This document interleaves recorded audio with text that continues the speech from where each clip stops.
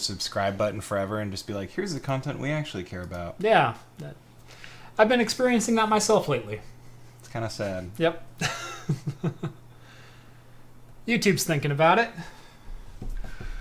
Oh, man. I think I started this last week. Is it Friday yet? God, I know. Oh, there we go. Welcome to Talking Heads, episode 34. I'm glad it was a little bit of a slow news week, because I'm a little bit tired. Absolutely, yeah. Week before Computex, so not a lot going on as far as the world of tech. There's a couple leaks that are kind of coming out, but it's a lot of little stories. So anyway, welcome to Talking Heads, episode 34. I'm Jeff. I'm Rhett. Thanks for joining us tonight. There is one fantastic bit of news about this week. We don't have Budweiser in front of us. Yeah, thanks for taking the hit on that John, one. I am still mad at you for that. See if he ever comes back on the show. Man, that was disgusting. Well, you know, like normally, like I noticed it was a couple days ago, you looked at the calendar and you're like, wait, that's not the day that Rhett should be here, so you like swapped out the weeks. Yeah. And I was like thinking that it had something to do with John and Budweiser for some reason. I was like, oh no. No, normally I send out calendar invites for the co-host for the show, and I usually try to have them a month in advance. Well, we got through last week's show, and not only did we get through last week's show, but I realized I didn't even have an invite out for last week's show, and John just showed up. And so I get to Monday morning, Memorial Day morning, and I'm looking at the calendar and I'm like, okay, was it Steve or Red on this week? And I'm going through and I click on it, it's like, no invite. I scrolled to the next week, no invite. No. Are we gonna have a show this week, or is it just gonna be me waxing poetic into the camera? I don't know. So, oh man, yeah, we definitely don't have Budweiser this week. Not at all. We have 3 fantastic brews. It didn't start out going to be like Rogue themed week, but that's what we ended up with, because I opened my fridge and I'm like, you know what, both those sound good, and you bought a Rogue brew as well. I did. So I was just out at the farm the other day, had a great lunch, drank a ton of beers, so. Nice. All right, I'm kind of eyeing the 10 hop. Yeah, I had the 10 hop the other day, but they only pour like small glasses of it. Yeah. So this is Rogue Brewing's 10 hop IPA. That they have a 6 hop, 7 hop, 8 hop, and a 10 hop, I believe. This is an ale brewed with 10 Rogue farm hop varieties and Rogue Farm Hop Yard honey. It is a 10.10% ale and an IPA. So it is. We are going straight to the heavy hitters tonight. Rogue, some local boys. Yep.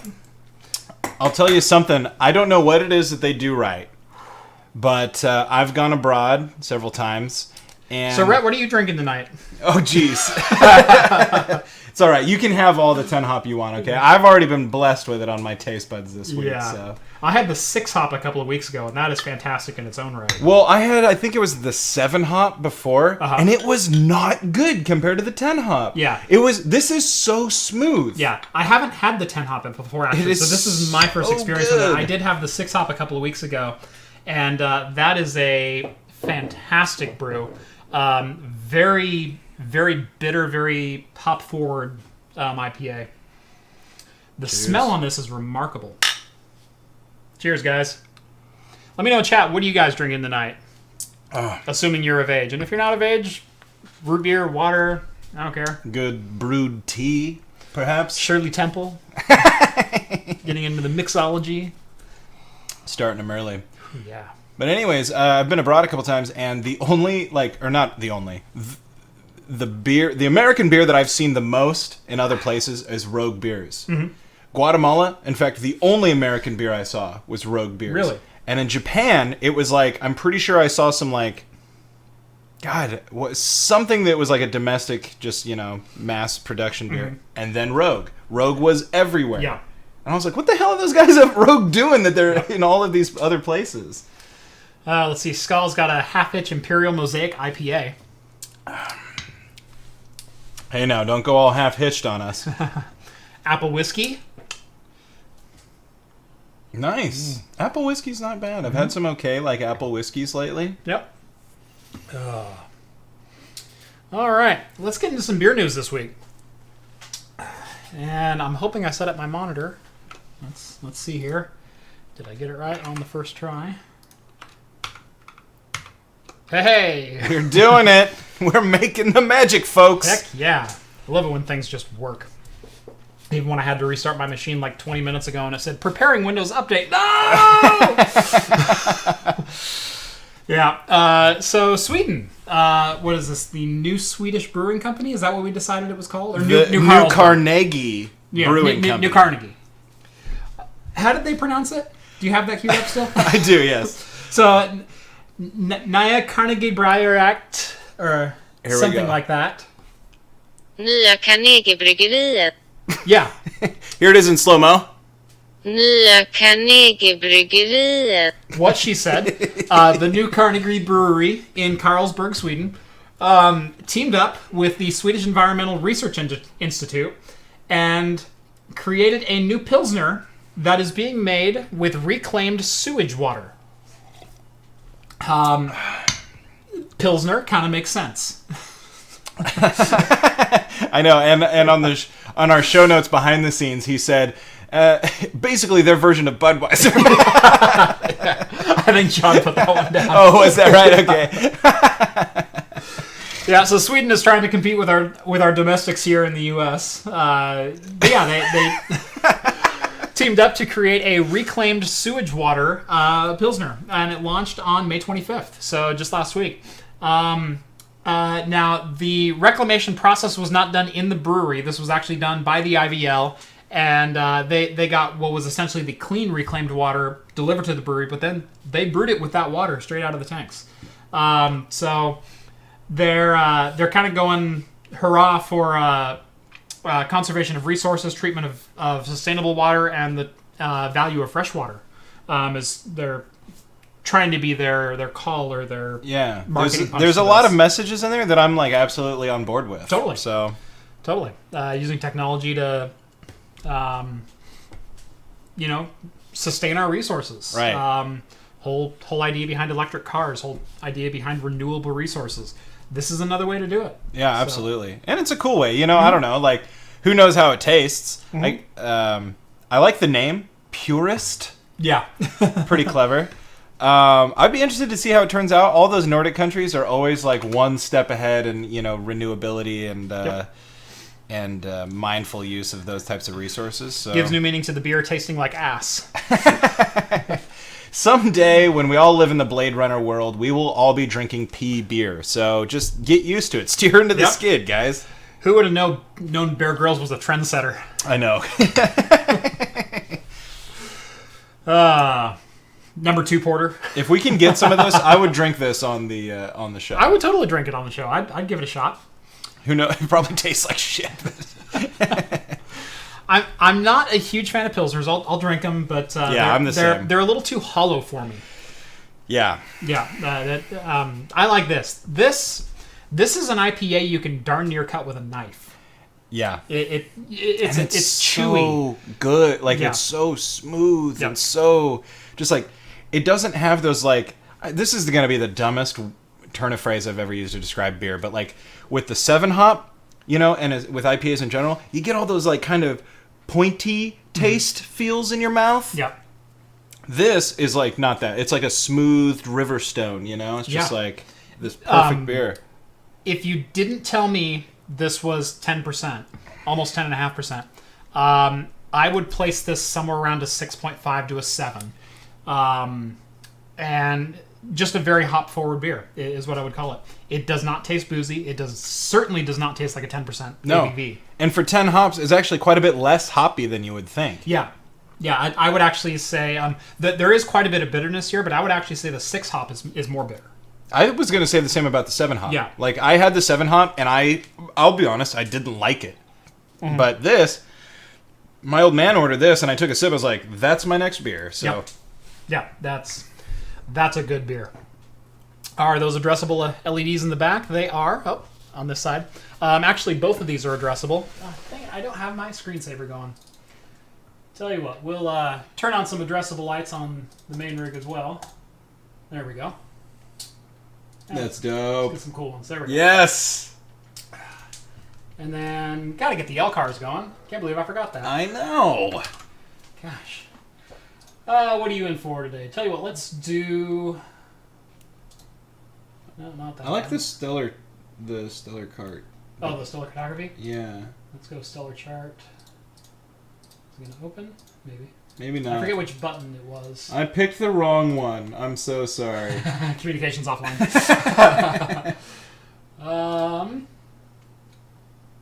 Let's see. You know what, we'll go weapon systems today. Oh, yes! I'm way on board with this. Nice. There Mr. Wolf locked phases on that vessel. That's right. So Armin Sherman tweeted out at Worf today because apparently they talked on the phone and Michael Dorn was really upset that Armin Sherman never shouted him out on Twitter, and so they got into this whole Twitter rant today, back and forth at each other. And it was something about Quark saying that Worf was the most genuine, kind-hearted person you would ever have the pleasure of meeting. And Michael Dorn said, "You forgot most intelligent." They went back and forth for quite a while. It was good. All right, now that the full RGB show is going behind me, there we go. We may as well just get out of the way. That's right. No, those are way better to look at. All right. This one's interesting. This one's a little bit off the wall. Kind of mixing beer and tech in one. And yeah, just see what you guys think about this. So researchers wanted to determine if the head on your beer changed the influence it had on whether you enjoyed the beer or not, visually with the pour. So what they had to do was, hello, John. Hello down in SoCal. Hello from Oregon. What they had to do was be able to produce a consistent head. Now, I've been to some really good bars, some really good bartenders. Even they sometimes struggle to get a consistent, perfect level head. Yep. John's the worst at it. Oh, yeah. In more ways than one. In more ways than one. But what they wanted to know was the thickness of the bubbles, the consistency of the head, the thickness of the head. That they wanted to put that all into a database and then analyze it. And so step one to researching this was to build a robot that can produce a 100% perfectly consistent head every time in the exact consistency that they wanted it to be. Not just like the right, oh, look, he got 2 inches of foam on there. That's perfect. No, we want the right size of bubbles, and we want the right density of bubbles and foam. And so they built a robot that pours a perfect head every time, no matter what they want. In all, what they did is RoboBeer poured, and they used an AI neural network to measure 15 beer attributes, including bubble size, beer color, gas release, foam height, and stability. Then correlated it with 28 pieces of data from biometric data using another AI algorithm to see whether the data correlated with the person's conscious rating of that beer, including pupil dilation, heart rate, emotional expression. So, very interesting little bit of a read here. And the neural network could predict whether someone liked the beer's foam height with about 80% accuracy. So they could tell whether or not you were going to enjoy the beer based on the foam height 80% of the time. That's ridiculous. And a use of technology that I totally approve of. That's right.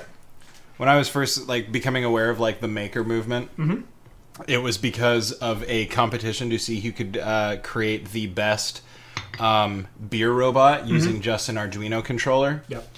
And people made some of the most ridiculous stuff. It was like a kegerator that would pop caps for you, and nice. It would open. It was like an R2D2 type thing, and it would open up, and as it was opening, it would pop the cap, and here's a fresh bottle of beer. If I ever have a full studio, I want to build a full studio. I want to buy some land. I mean, long-term plans for the channel and personally is I want to buy some land and I want to build a very large studio. If I ever do that, I want a full remote-controlled R2-D2. That's the Bar 2D2. Yes! The Jabba's sail barge R2-D2, so he can troll around my office and serve drinks. That's what I want. I'm going to dedicate myself to helping you achieve that goal. I achieved a goal recently. I don't know if you saw it on the... You want to hold it? You can hold it. Oh!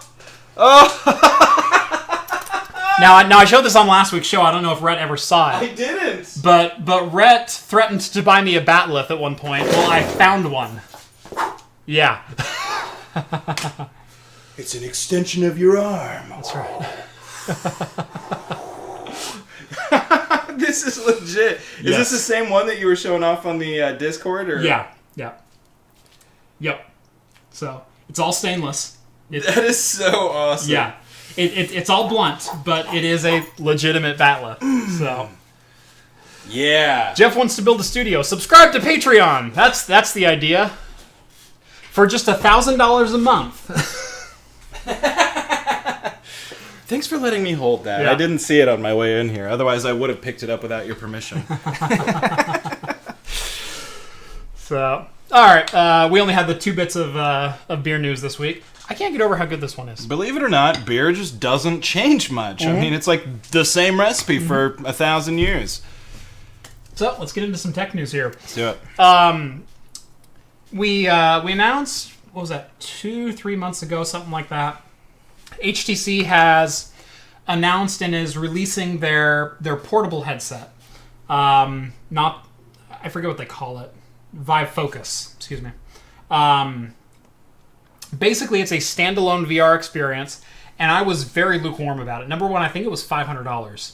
Number two, it has 6 degrees of freedom on the head tracking, but there's no hand tracking, and there's only one controller, and it's basically like a mobile game put into a standalone. So, better than your mobile VR, your Samsung Gear VR, but not what I would call standalone VR. Standalone VR, I would say, get an Intel Nook or a laptop with a Windows mixed reality headset that has true inside-out 6 degree of freedom tracking, and that is mobile virtual reality.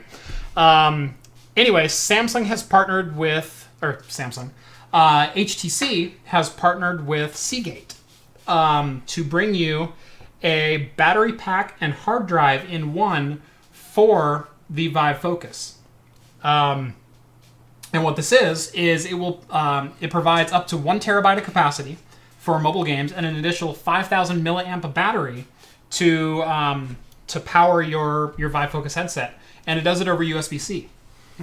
So single cable just going down to your hip, and then all of your performance parts are up in your head. I still want to see them do so much more with the Vive Mobile. The technology is there to do a 6 degree of freedom mobile headset. It's just they haven't put 2 and 2 together yet. Right. What is 5,000 milliamps of power turn to for like battery life? It would be a pretty substantial battery life because this is basically mobile hardware. Right. This is high-end mobile phone hardware. Okay. In the headset. So, potentially hours worth of battery life. Maybe an extra 4 to 5 hours. I'm spitballing here. Yeah. On this, but potentially maybe 4 or 5 hours of battery life on top of whatever's already in the headset, which I think it was 4 to 5 hours already. So, 10-hour standalone. It's pretty good. But again, the Windows Mixed Reality has the tech already built in to do 6 degree of freedom tracking in a standalone system with no external sensors. Right, yeah. And why they haven't put 2 and 2 together yet, I'm not sure. So, hey, HTC, give us a call. Give us a call. I got all the ideas. I can tell you exactly what you're doing wrong. We'll sort you out in a heartbeat. That's right. Yep.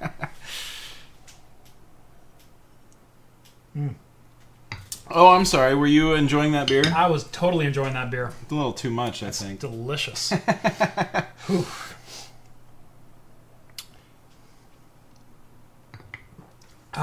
Sorry you all had to see that. Not really. That was really good. Okay. In gaming news this week, nothing happened. Yeah, nothing at all. Nothing happened. Nothing of note was announced. Except hundreds of thousands of people tuned in live to watch a stupid screen. To stare at a bobblehead with some please wait banner behind him. Seriously, 150,000 people concurrently were watching this stream. Of course, we're talking about Fallout 76, which was officially announced this morning. Yep. They will be holding a press conference at E3 on June 10th, with much more information to come. It is slated for release on Xbox One, PS4, and PC simultaneously. We do not have any information on release date, but we do know it is being developed by the Skyrim and Fallout 4 dev teams. So this is a 100% AAA title. This is not a B team. This is not an offshoot project. This is legitimately the next Fallout. Yeah. However, I don't know if you got the little footnote that they've been coming out with recently, but it's going to be an online. It's going to have RPG. Online components at the very least, which I'm hot and cold about. I don't know if you guys remember 10 years ago, Bethesda saying, no, we'll never make a multiplayer game. Yep. Our focus is single-player games. And then, well, everybody's been griping today about where is Elder Scrolls 6. Oh, I'm sorry. The tens of thousands of players or more, I don't know how many people are playing Elder Scrolls Online, have been playing it. Yeah. It's called Elder Scrolls Online. Yeah. Sorry.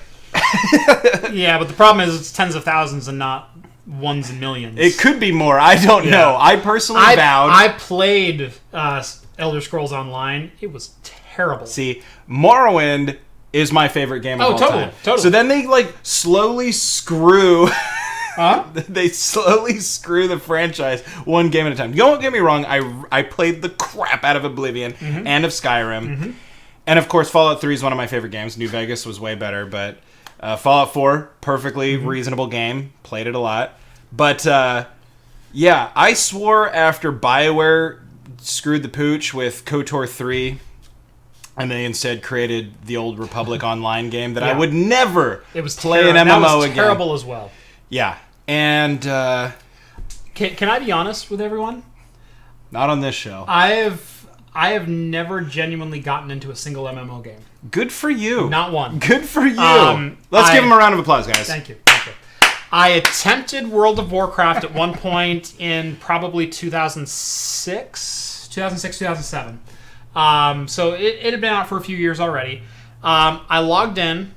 And my internet decided to take a crap, and I think I was on a 750 kilobit download and an even worse upload. And it was lagging like crazy. I was getting about 1 frame per second. I went, this is stupid. And I logged out, and I never logged back in. I played World of Warcraft weeks after it was released.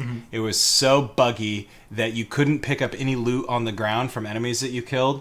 I still played it anyways. I played it for literally a month straight. The only thing I did... day in, day out was sleep and play World of Warcraft. Yep. And that was my last experience with an MMO because,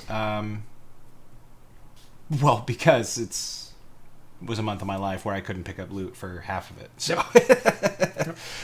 But also because BioWare screwed my dreams of KOTOR 3. Yep. Yeah, KOTOR should have been a better series, long-running series. It should have been... to Elder Scrolls, what Star Wars is to... Honestly, yeah. I mean, and, don't get me wrong, I'm very happy with KOTOR 1 and KOTOR 2. They were amazing games, and it's not like there's anything really left hanging. I got in an argument today with a friend of mine about Half-Life 3, because Valve came out and said, we're not making Half-Life 3, sorry guys. And he was so pissed, they owed it to him. And I was like... Yeah. I was like, what do you expect? Here's my controversial. Here's my problem with Half-Life 3. It's near Duke Nukem Forever level hype now. Right, and that's what I told him. I said, dude, no matter what they release, it is going not going to be good enough for you. You're going to be let down. Absolutely. At this point. Absolutely. It's not going to have the graphics that you remember because you're remembering Half-Life 2 and Half-Life 1 through your mind's eye. Half-Life 1 came out in 1997. Yeah. Half-Life 2 came out in what? 2002? 2003? Yeah, maybe a little later. Or was it part of the Orange Box, 2003-ish? God, or was it 2001? Might have been 2001. Yeah, it's been out for a long time. That was just 5 years ago. Yeah. Anyway, so Half-Life 2's been out for a long time, and it was legitimately mind-blowing back then. The level of immersion with the characters, the individual voice acting, the modeling was great. The physics. So, but go back and play it now, even at high-end settings, even with mods, even with everything else, it's still not what your mind's eye remembers it to be. I would say it holds up, but yeah, you're right. It falls a little short of like this golden standard that you have in your mind. Right. But it does hold up very well. Oh, gameplay still holds up very well. The problem is graphically it's not there, and the problem is some gameplay elements do feel dated in the game. But that being said, no matter what Valve releases for Half-Life 3 today, it is not going to live up to your expectations of what Half-Life 2 version 3 should be. No, yeah. I will give my friend credit. He was saying that he's not looking for the next tier, graphics or all that, which honestly they are going to try to do. 04. We were close. 04, yeah. Yep. I was going to say it had to have been, well, whatever. I'm not going to age myself on here. But he was saying I just want the story because he played Half-Life Episode 2 and it left you on a cliffhanger. You watch this amazing ending and he just wants more. That's all he wants. Yep. But you want him to finish the story, but sometimes we end up with what's that TV show that was canceled? Firefly. Which he said, I brought that up. I said that to him and he goes, I will never watch Firefly because I don't want to be fall in love and have it ripped away from me. I'm like, dude, the show's never coming back. Just watch it and then watch the movie and get over it with everybody else. Exactly. Like, I love that show, but I'm aware it's never coming back. Yeah, not everything gets wrapped up with a pretty bow. Ask Roseanne. Oh, too soon? Too soon? I wish I could drink to that, but I can't, so... Although now they're saying too that it might not be the end of the show, just the end of her. Just the end of her, yeah. In a stunning turn of events, Roseanne suddenly died. Quoting one of my favorite Futurama episodes ever. And not to gloss over Fallout 76. I am excited because I love the Fallout series. Yes. 1 and 2 are amazing. 3 is great. New Vegas, Fallout 4, all amazing games in their own right. 76 seems like it's going to be great, and people Tactics, are already. You're right, and like, what's the other one? Brotherhood of Steel or whatever. Was that Tactics? That was Tactics. They had okay. Yeah, because there was 1 and 2. There was Fallout Tactics, and then it went to 3. Yeah. So Fallout 1 and 2. Yeah, you're right. Let's just forget about Tactics. They tried. They tried. It was kind of this middle era where they didn't know what they were doing. Well, plus, it came right on the heels of Final Fantasy Tactics, didn't it? Yes, it did. So, FF Tactics was amazing, and everybody was like, we have to make these games. Right. And it was in a time that Interplay was on their way down. Yeah. So. Yeah. Anyway, but 76, people are already dissecting like what it means. Obviously, Vault 76, and it's going to be in Virginia. It's going to be 20 years after the Great War. 25. So sorry. The lore says that Vault 76 was a control vault and should be opened 20 years after the bombs fall to repopulate. However, the date on the Pip-Boy is 5 years past that date. Because the bombs fell in 77. This is in 2102. Yeah. So it's 25 years have passed since the Great War, since the bombs dropped. So who knows? Yeah, it could be. I am looking forward to just seeing it pan out. Of course, if it does turn into like some sort of MMO, sorry Bethesda, you're not getting my money. But hopefully, if it's just a single player game with multiplayer elements, good. I think they've said it's not an MMO. It's a single player. It's going to have multiplayer and online elements, which I'm okay with. I played the hell out of Borderlands with a friend a couple of times, and that was fun when you were on the same missions and at the same level. Yeah. And, I had a co-op character that was just for playing with my brother-in-law. Yeah. And that was it. Yeah. Same here. I just realized I'm on the wrong tab of... so sorry, Discord heads. friends. Yeah. Discord, what's up? Anything happening in Discord? Anything. YouTubers is not live yet. Skull, give me a break. It was 8:01. Jeez. Anyway, so... Cool. That's exciting. Yep. Let's go on to this, because this is something that took on a little bit, unless you want to pop this next bottle real quick. Let's pop this next bottle real quick. Yeah, get some fresh glasses here. Let me tell you guys some jokes while he's getting some fresh glasses here. Y'all hear about the one... Y'all hear about the physicist who flipped over his dune buggy? No? No. No? Okay. Apparently, get this. Goofball forgot to plug in his negative integer into his parabolic trajectory equation.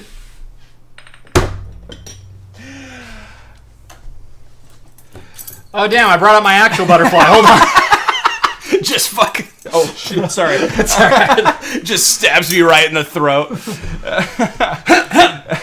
All right, I'm still in the search for new hosts for Talking Heads. Since John and Rhett will no longer be back. Steve, you got a heavy burden to bear, my friend. Would it be better if I did it in dolphin noises? No? Okay. You know, I used to go and tell jokes in dolphin noises, and everyone was like, why are you ripping off Louis C.K.? And I was like, what?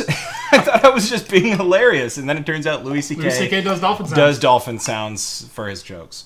This looks amazing, by the way. It looks like you're pouring out used motor oil. Yeah, which is exactly how this should look. Oh, my God. I love dark beers. I'm so happy. I changed oil on a car that was cleaner than this. I don't doubt you one bit. Arigato gozaimasu.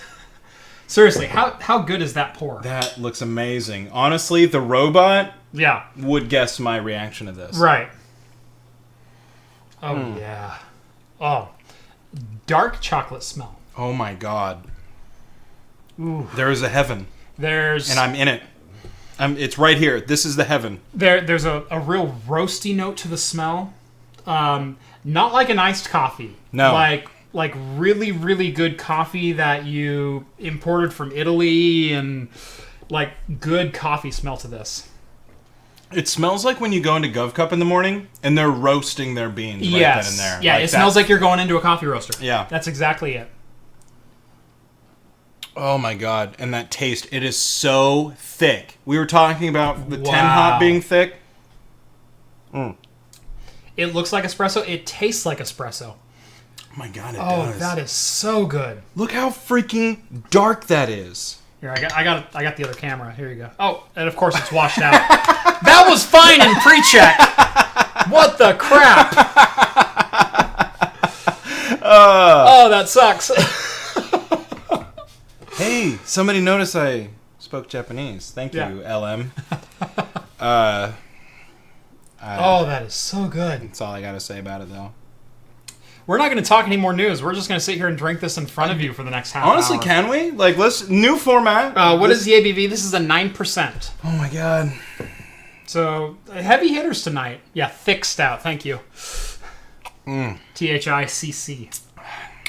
I picked it up. That's right.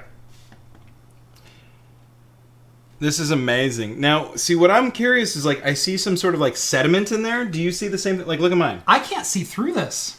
Like, look at mine. You see Yeah. You got the bottom of the bottle. the bottom of the bottle. Yep. Yes! Yep. Yeah, I don't have the same sediment. I'm seriously holding this up to my studio lights. It doesn't change the color. And these are bright, by the way. I'm at 60 FPS at like 320 ISO with an f3.5 lens to get this level of light. So these are bright lights, and seriously, I cannot see through this stout. That is amazingly good. That has been worth the wait. I've been wanting to try this for months, probably. Third ingredient, chocolate. Yes, and you can taste it. Like I said, it's got a dark chocolate smell that hit me first, and then this real deep, delicious coffee roast taste to it. So, those of you guys who haven't figured this out... It tastes like I'm eating chocolate-covered espresso beans. Right, it does. It totally does. For anyone who hasn't figured out ingredients lists in the back, it is listed in the order of, Which, by the way, volume. They're giving you an ingredients list on a beer. Yeah, which that never happens. So let this be. So, I don't know, excuse my ignorance, 2-row C120? Am I just an idiot? I have no idea what that means. Oh, God. People know how dumb we are now. What is this? This is the Rogue Double Chocolate Stout. 9% ABV, thick. A bold choice for the bottle. When you pulled that out, too, I was like, too bold. Too bold, Rogue. Now? No. Not bold enough. No, not bold enough. You didn't go far enough. This is Deadpool. He needs to take his mask off. By the way, have you seen Deadpool 2? I have not. Have you seen Solo? No. No spoilers. Spoiler-free zone here. Yeah. Spoiler-free zone here. Both... enjoyable. I'm so happy with them both. Good. Look, Good. I was so worried about Solo. Look, I'm going to feel bad if I overhype it and you end up hating it. Uh-huh. I freaking loved it. I cannot wait for more non-Skywalker saga Star Wars movies. Rogue One is my favorite Star Wars movie.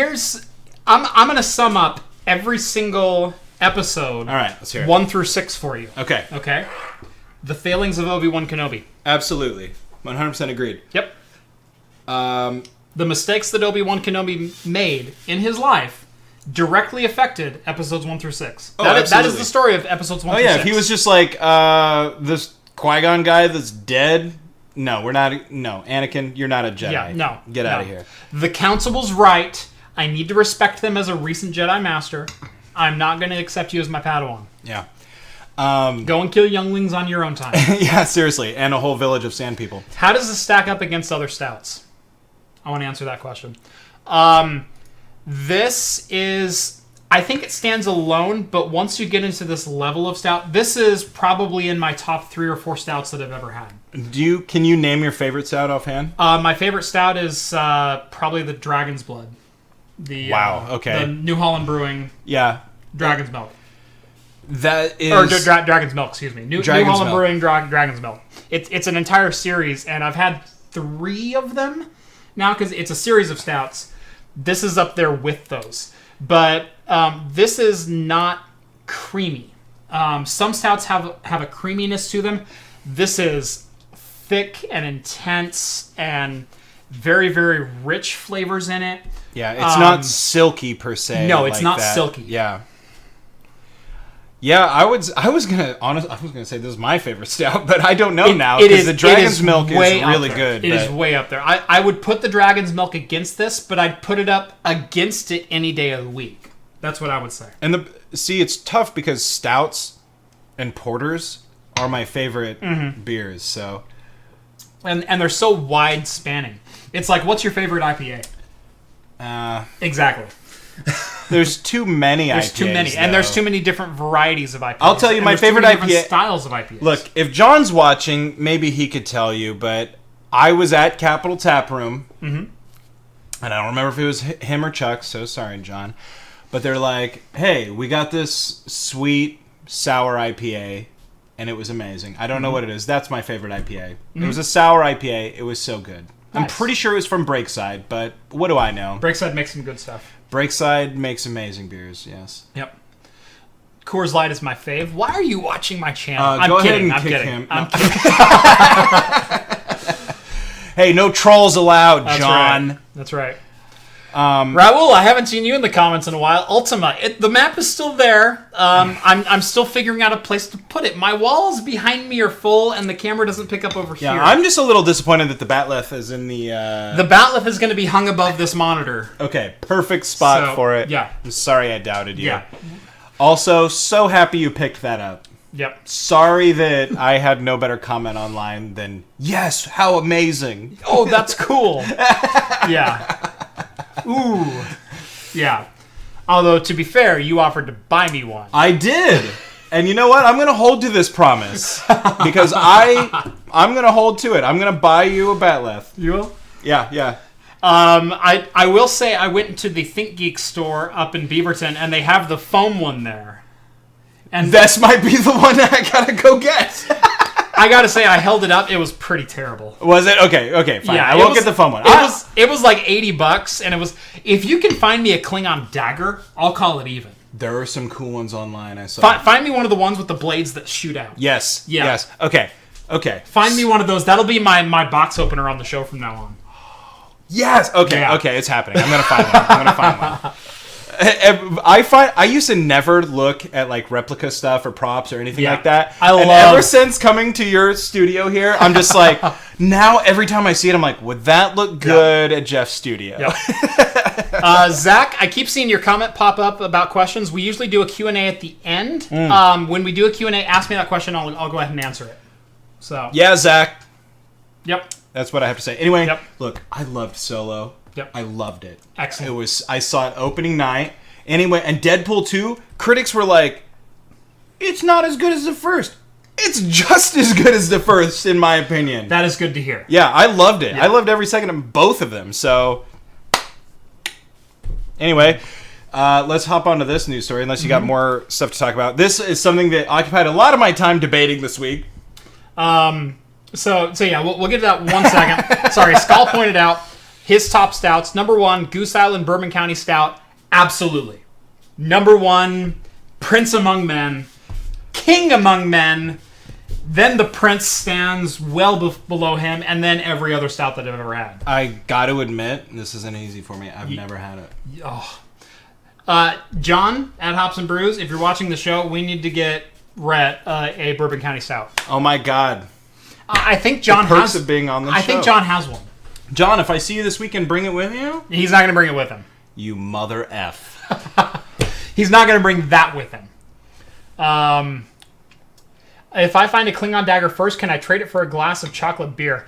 If you find me a Klingon dagger, PM me. I will send you a couple of pints. I guarantee it. You're gonna make me look bad, bro. Yep. If anyone finds me a Klingon dagger, PM me either through Twitter or on the about page of my channel on YouTube. I'm gonna PM you right now. Me. Yep.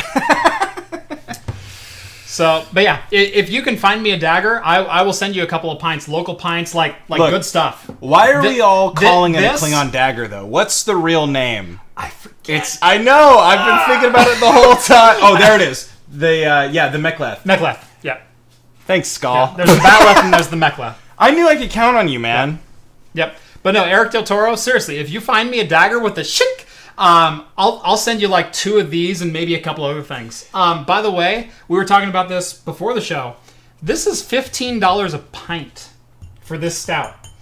And I gotta say, I was dubious of that because there are a lot of good stouts out there, and I've had some fantastic stouts for like $6, $7, $8 a pint, and some mind-blowing ones for $10.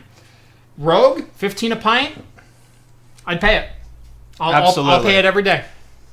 Oh wait, yep. Skull is not saying the Mechleth. Yeah, there's the Dak Tang is the other one. Oh, yeah, those are 2 separate ones. Yep.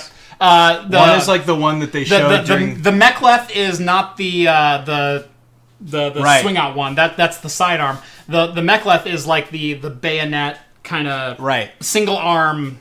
Right. Yeah. Can I say one of my favorite shots in TNG that they ever do is when Worf finds out like who killed God, I can't remember her name all of a sudden, but Worf finds out who killed his mate, Alexander's mother. Alexander's mom. And he just like walks over to on board the ship and gets in an epic battle with him, and he takes his batleth and he's just like wham and like slams it into him, and then he's standing there like panting and it like wobbles. The camera like points up from above or from below, and it's just like wobbling. Yeah. And Picard walks right in time to see him kill a man. Yeah. So amazing. What a great episode. Yeah. Anyways. All right. So I actually made an off-color comment on this video on this game last week, late in the show. Oh no! What did you say? I said you can't get Japanese porn games on Steam anymore, and then you could, but you can still get school shooting simulators or something to that effect. So let's clamp down on the hentai, but the school shooting simulator is still up and running. Right. Valve pulled the plug on the active shooter school shooter simulator this week, which I am not one for censorship, but I am one for not in good taste. Yeah. And that's, I know it's such a fine line to draw. It is, but there's a morality right and wrong when it comes to human decency. And to me, sex is not necessarily part of that. What you do with your sexual promiscuity is on you. Yeah. Keep it to yourself, but it's on you. Yeah. Also keep it to yourself and all of your webcam viewers. That's cool. Right. No big deal. However you keep your lights on. Right. The other people of the world who would make a school shooting simulator, that's drawn some lines that is despicable by almost any culture on this planet. Can I take an unpopular opinion? Sure. Here's the thing. I've taken a couple already. I want to preface this. Half-Life 3. I want to preface this by saying, like, I'm happy the game was taken down. Yes. I absolutely am. Anybody who knows me in real life knows that, like, I'm so happy this is gone. However, I'm so sad. Like, to me, I guess maybe I read way too far between the lines, but I'm like, oh, they're sending a message. They're saying, like, look at all this crappy stuff that's happening in real life. Yeah. And then they... Yeah, to me, in my mind, I was like, what if they just put it on the front page? Right. Until something real was actually done about it. Right. You know what I mean? They're just like, look at this abysmal, horrible thing that's happening. Mm-hmm. And here's something, like, buy this game if you want. And then all these, you know, people could buy it, they could play it, whatever. I don't care if you are into that or not. But it's like, it's almost like the ultimate satire. More than satire. It's like satire that's not funny. It's like, look, here's what half the world actually, like, is fine with happening all the time. You know? At Craft Computing, you want a live steel replica? Yeah, I want an actual steel... Yeah. He wants to be able to press a button, have those blades... Yeah, I think that fits my channel so well as a box opener, and I'm starting to do more unboxing videos, like my Friday videos, which are going to be going live again this Friday. Wouldn't it be amazing if you could get one of those and use it to open a box, and then Michael Dorn could just be like, that is not what that is meant for. I will seriously tweet at Michael Dorn the next unboxing that I do with that knife. Yes! I will do it. We can all tweet him. Do you know Michael Dorn's Twitter handle? I should. I follow him. It's AKA Worf. AKA Worf, yeah. Which is perfect. I love him because he just steers into his, like, fame. You know, he's like, here's the thing that made me famous. Mm-hmm. I'm not ashamed of it. Yeah. Ooh, that's a good question, actually. Could a game like this act as an outlet and actually reduce school shootings? That's a very good question. That is a fantastic question. Because I thoroughly believe that video games act as a perfect outlet for any sort of weird thing. Anger, aggression. It gives you a safe space to do things that are culturally taboo, in which you can stop at any time, you can press the reset button at any time, you can you can keep going, and you can experience the repercussions of these types of things. What was that Modern Warfare 2 level, No Russia? Yeah. Yeah. I mowed the hell out of those civilians. Yeah, I totally did. I fully admit that. I walked through there with... Can I like do another hot take and say, like, I think that makes us, like, more qualified to make that decision in real life than like people who haven't played those games? I've totally played that game. I played that level, even though it gave me the option to skip. And I went, no, I'm mowing down every last civilian in there because I want to be in the frame of mind of the bad guy in there. Yeah, or there was the same one. That was the point to that level. In Modern Warfare 1, where you could, like, snipe the dude in the head or whatever. Or no, wait, was that the same one in the mall? No, wait. Modern Warfare 1 was the one in the mall. That was the mall, and that wasn't a live action. That wasn't you actually mowing them down. You just witnessed it. Okay, Modern Warfare 2, you did it, yeah. The elevator opens, and you're mowing them down with a saw, and you're just killing civilians. And I will say, I played that level. No Russian. Thank you. I sidewalk surf in GTA. I totally do, too. I kill every hooker that I sleep with. Oh, yeah. Well, you're not playing GTA if you don't. You have to. Sorry, I'm low on health. I got $100. Cool. Okay, give me my $100 back. You know, it's what you do in the game. Yeah. And it puts you in the frame of mind. And if anything, it's storytelling within the game. That is that character's persona that you're creating. Right. When I'm playing Fallout, I'm not this do-gooder that goes out and I want to find my son. I'm this female badass who, you know, I am the complete anti-hero whenever I play a lot of these games. Oh, absolutely. Absolutely. And that's the whole point, though, is it gives you a space where that is acceptable to do. Right. And there's no real life repercussions. And so you can do it, and then you can go in real life and you understand a little bit more like what the negative actions mean. You know what I mean? And it's not like all of us are saints by any means, but I've been a big advocate for this for a long time, and I feel like I'm more often than not, it's like I'm like the lone warrior in these sorts of like debates against people. You know, I always find myself surrounded by people who like just don't understand video games or don't respect video games as like a medium or art form or anything like that. And it's like, I'm sorry, but you just don't get to have a view if that's the case. Right. We've watched a number of movies that are so morally bankrupt as far as the villain character and accepted them as phenomenal writing. Yeah. Yet we cannot display No Russian as an act of a morally bankrupt protagonist in a video game. Yeah. And I think that's wrong. There's always been evil writing and evil deeds in literature throughout the course of human history. Yeah. Since the beginning. There have been morally bankrupt characters that have come out of a writer's head or from our actual history. That's the thing. Just imagine a world where Stephen King couldn't get all of that like horrible stuff out of his mind, and he's just like has to bottle it up. They came out with studies recently, and I think this applies to everything. Just recently, quite honestly, if Stephen King was not an author, you'd hear about him roaming the countryside, killing hookers with a spoon. Absolutely, without a doubt. I think he would agree. Stephen King, what do you think? Yeah, I'll tweet him after this. Totally. I tweeted him when I was in Maine, asking him because it was prom night and there was all sorts of stuff. Carrie jokes. Anyways, there was a study that came out like 2 weeks ago that I read where it said that that people who repress sexual urges are more likely to engage in like morally, sexually reprehensible acts such as rape and all of these other types of pedophilia. I was actually thinking about this earlier today. Right. I think it applies to everything. Not about that specifically. Right.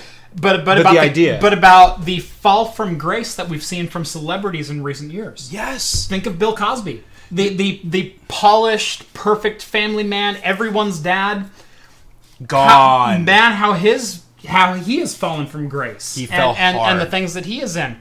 Who would have ever thought that Ice-T was a better role model than Bill Cosby? Who would have ever thought that... Well, Morgan Freeman had a little scandal crop up the other day too. I don't know what came of it. I haven't seen any other headlines, but even then, that's one that you wouldn't expect. Right. And then you think of comedians. Let's say Daniel Tosh, who uses rape as a common gag in a lot of his stand-up. People are outraged by it. Yeah. And people are outraged. I can't believe you'd say that. It's not that he thinks that. It's that it's dark humor. And there's a place for dark humor, and there's an outlet for dark humor. That doesn't mean he went out and raped a girl, or he's happy that his sister got raped. Yeah. That means he can make a joke out of hypothetical situation that is dark. Yeah, absolutely. And Morgan Freeman allegations. Look it up. It's on the news. He came out. He said, "Yeah, they're true. I'm sorry. I was wrong." Wow. Yeah, he made a statement. I gotta say, the one thing about this whole thing that's been happening is you have to admire the people, the way that they handle it. Like some of them. I'm not gonna read that one out loud. But. Like Kevin Spacey, like he didn't handle it right, in my opinion, at all. Like in fact, there's the biggest fall from grace you've ever seen in your life. Like, he was Hollywood's darling, in my opinion. Like, I can't even watch a movie where he's, like, a good guy. Or, like, I was watching Horrible Bosses the other day, and I was like, I just can't watch this because it's not fake. Yeah. The thing that made Kevin Spacey's a bad guy so good was that he's a good guy in real life, but he's not. Right. So you can't watch it. And there was some weird quote from Kevin Spacey that said he was more at home playing his character in American Beauty than he was in anything else because it's closer to his real persona. And that was years before the allegations came out. Which sucks because what an amazing movie. What an amazing movie. That is one of my favorite works of art movies in a long time because it takes this normal family that is so twisted and it weaves a really good story. Yeah. But I can't watch it anymore because it's like, man, that guy was actually that way. Yeah, I can't watch House of Cards anymore. It's like, it's like, is this like a documentary or about how he pushed a reporter in front of a train? I don't know. It's screwed up. I don't know, man. I think that there's something to be said about just, and that's this all came from one guy's comment. Hey, good for you, dude. Will a school shooting game alleviate school shootings? There is absolutely no way of knowing this without being morally bankrupt ourselves, but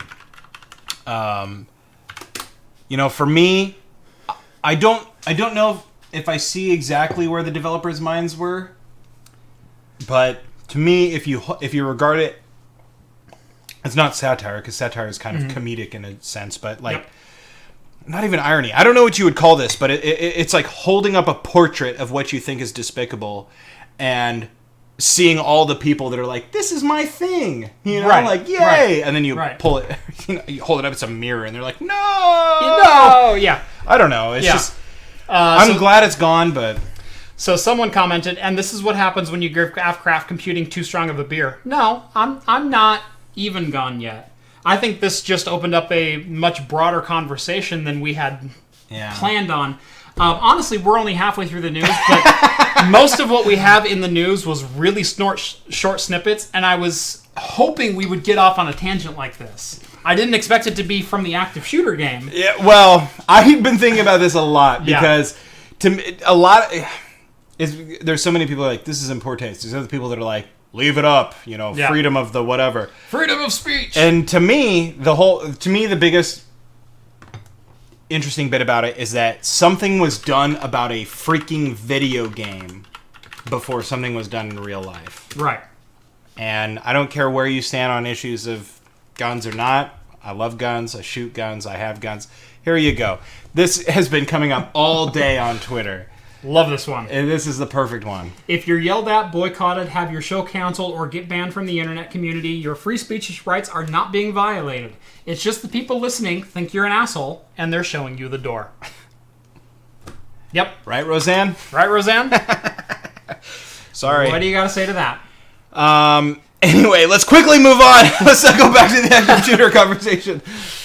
12% beer to... Oh! Ooh, 12%. John, you bringing me some 12%? John, is John outside? John, he's not outside. Door's unlocked. John? Door's unlocked, John. Oh, no, he's just all talk. He's all talk. Yep. So this is what... Doesn't Rogue make a milk stout? I don't think they make a milk stout, but I'd have to check.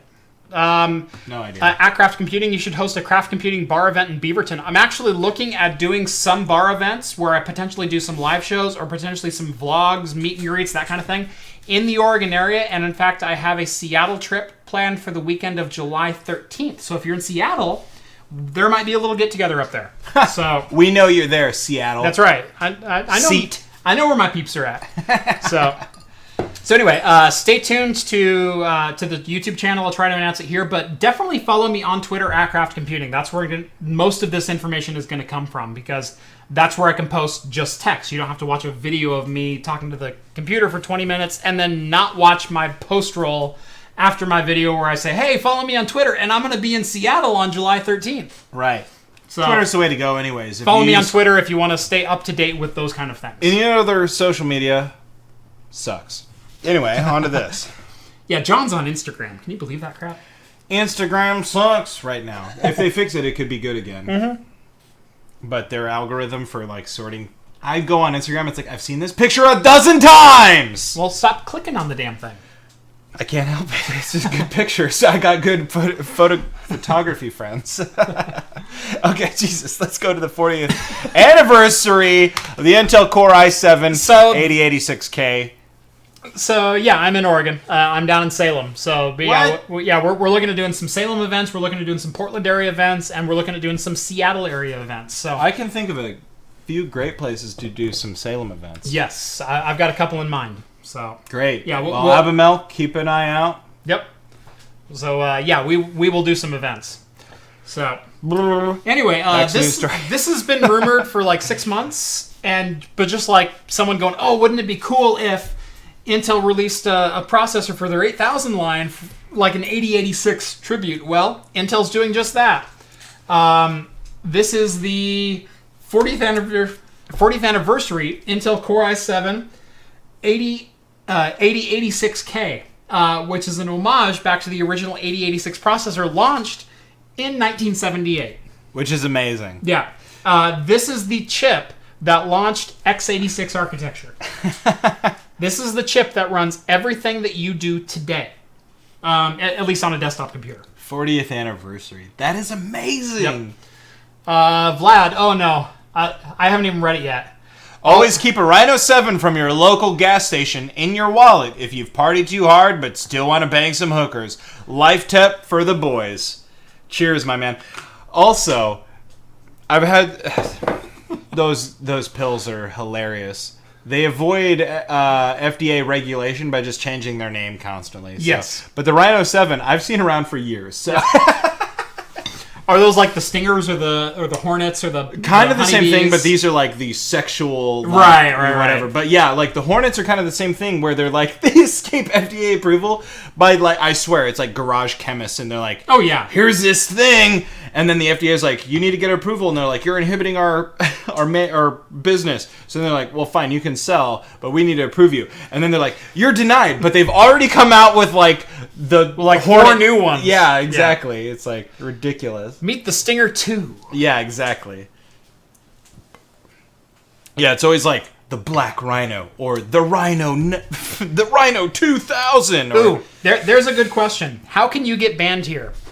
I have very loose rules for chat and for comments. Now, number one, I read every single comment on every single YouTube video. Me too. I read every single one. If you're just an asshole, I'll ban you. If you're just going on to literally make fun of me, I don't care. You can make fun of me all day long. If you're being asshole to other people in the comments, that's a surefire way to do it. And not like having a debate or even a heated debate, but just throwing out, well, you're a stupid... Ban. Well said, yeah, sir. Exactly.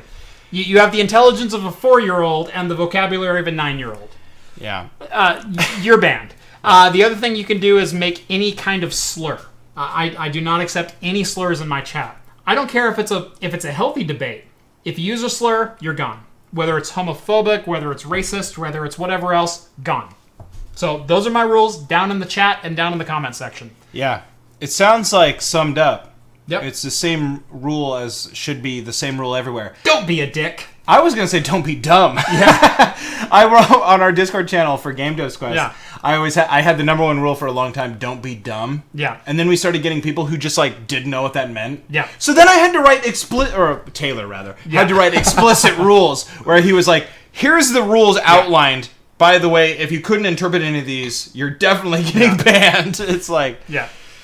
Yeah, it's amazing how many people just don't understand that. Sarcastic asshole is perfectly okay. If your sarcasm is not readily detectable, make sure you follow it with a /s. Because then I know you're being sarcastic and not just a dick. Now, you can be a dick and sarcastic, and that's still cool. Yeah, racist comments is a ban. As long as you're clever. Racist comments is a ban? Yeah, don't be an ass. Yeah. Why is this so freaking hard? Why is everybody now probing the fence? Yeah. Don't be a stupid dick. Don't be a dick. Yeah, don't be a dick. And all of a sudden, my next week in the comment section got 10 times harder. What? I've only banned probably 20 people. Do not challenge me. Do not do it. I mean, if you do we want you around? I mean, come on. Just, like, be a freaking rational, normal person. Right. Drink some beers with us and enjoy the freaking tech news. Exactly. And that's all it is. So, but yeah, I don't accept slurs because it's just you're being a dick. And it's not even you're not being sensitive. You're being a dick. And like I said, I can take insults all day long. And in fact, if you insult me, I'll probably dish them right back out. You can insult me too if you want. Yeah. Look at me. I deserve it. I've been wearing the same hat for like 15 years. Hell, I've insulted him in chat. It's what we do. He insults me outside of chat, in chat. That's right. Up top of chat, below I insulted chat. him the second he walked through the door today. Yeah, pretty much. Yeah. So anyway, those are my very basic rules. Hops and brews, you're already on the ban. You're already on like a 2-week ban. A long time ago. You're already banned for bringing the Budweiser. I'm debating whether or not to repeal that. It's true. He's replaced me as the host. Anyway, the i7-8086. Anyway, yeah. i7-8086. This is likely going to be either a higher tier or a higher bin version of the 8700K. So it's 6-core, 12-thread. We don't have any specs on it yet, although we do know it is going to be a 4 gigahertz base clock with a 5 gigahertz all-core turbo boost. This is great. So, and I believe the 8700K is a 4.5 or maybe even a 4.4 all-turbo boost, where it's on all cores. So, forgive me because this is one of the news articles I tried to read before I got here, but I didn't read. But is this something that people are going to be able to use? Mm-hmm. It is. Okay, great. Because just reading it, I'm like, oh, a nostalgia piece to put on the old shelf over here. Well, it's a nostalgia piece for like a box. I want this chip. Don't get me wrong. I want this chip. I want it to go in my chip collection and maybe to run in my benchmark machine because it's going to be a higher bin 8700K. But apparently retail is going to be like $430. Oh, so it's going to be expensive, but not outside of the realm of possibility. If you've gotten onto like siliconlottery.com and you've bought a bin 5.1 gigahertz 8700K, you're in the same ballpark. You're in the same $400 to $500 ballpark for a tested and delivered chip. So I'm not opposed to this pricing at all. Absolutely. Spelled my name wrong, Skull. Yeah. It's all right, though. RH? Come on. My parents couldn't be bothered with an H. It's in his Twitter handle. In fact, if you do an @ it'll fill it in for you. Come on, Skull. You know better than that. Someone asked up, I think it was Eric Del Toro asked up higher, I think he found a Klingon blade for $75. Oh, did he already? Seriously, if you find a Klingon blade, DM me. Yeah, we're waiting on the DM, Eric. Yeah, well, my phone's on silent. I'm not paying attention to Twitter right now. Yeah, Yeah, Eric. And Skull says my bad. So it's all right, Skull. My parents made the same mistake, except they forgot the H. Yeah. So now I just have to defend it nonstop. Yeah. So anyway, 8086 should be a cool processor. So someone says Rhett needs more beer. I know, but they said it with like a hat. Because after I mentioned the hat, everybody started making fun of the hat, which is totally acceptable because look at the damn thing. That's right. Where did my Rogue Brewing hat go? It's got like blacksmithing dust on it though, so like that's got to be kind of cool, right? Yeah. Oh, it gives it cred. I'm digging the Nike plaid. I really am. Like, you. Yeah, unfortunately, this is the second one. And this is the last one I got. Mm-hmm. So, which is weird is I had two of these. And I wore one for like 12 years. And then I lost it somewhere. And I'm pretty sure I lost it when I was drunk, which is even more embarrassing. I went to every single place I was in a 7-day period. And I'm 90% sure whoever had it threw it away. Luckily, I had a second one. It's taken some time to get used to, but it's getting broken in. It's going to take another 9 years, but... I'm really disappointed in it. But anyway, I'm hoping someday to make a name for myself. I'm not going to read that one out loud, but make sure to read that one. It would be cool if that was true, good-looking honky, but... If you can confirm it, I'll read that out loud. I'm sure you know who I'm talking about. If you can confirm it, yeah. Drink out of the hat? I drank out of my old hat. I don't know that I want him to confirm it now.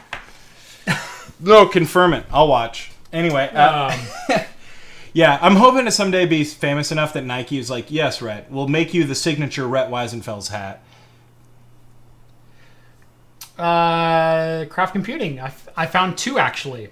If I can get 3 of these HP small form factor, Dell small form factor, you can consider it yours. Eric, you would be the man if I got a Klingon blade. Seriously. Eric, you're making me look bad, okay? I haven't had time to look because I've been here talking to everybody. The hat goes good with the beer. That's right. Thank you, Antoine. That's right. I'm going to finish this.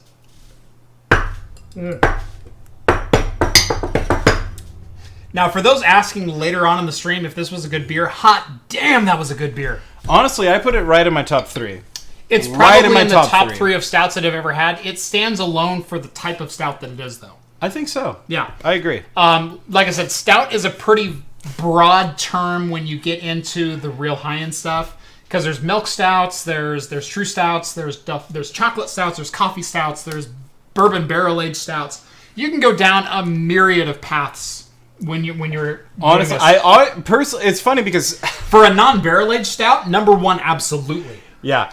It's funny because I think that's the number 1 complaint I hear about stouts. Is like, well, there's so many. Where do I start? Yeah. Look, you had to choose. If you're not sure where to start and you're not like a beer and liquor drinker, start with this. Actually, can I share the beer that got me into stouts? Absolutely.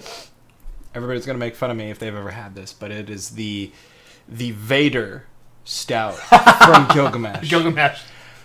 I had a sponsorship from Gilgamesh for a long time, and they were giving us free beer. And one week they were like, here's the Vader. It was like the only non-seasonal they gave me, and I, for some reason, was obsessed with it. I started drinking. I was like, this is amazing. My co-host was like, this is dog poop. I was like, really? Okay, I'll take yours then. Yep. And for then on, I feel like I developed a taste for it, where it's like, now I seek it out. I try bold new things. This is my favorite, though. So this is really good. Yeah. Like I said, for a non-barrel-aged stout, this is probably number one for me. Like I said, you have the milk stout and Dragon's Milk all day long, twice on Tuesdays. Dragon's Milk, yeah. As far as a bourbon barrel-aged stout, I never have had the Goose Island. The Goose Island. I'm really hoping John... And then this is kind of the standalone.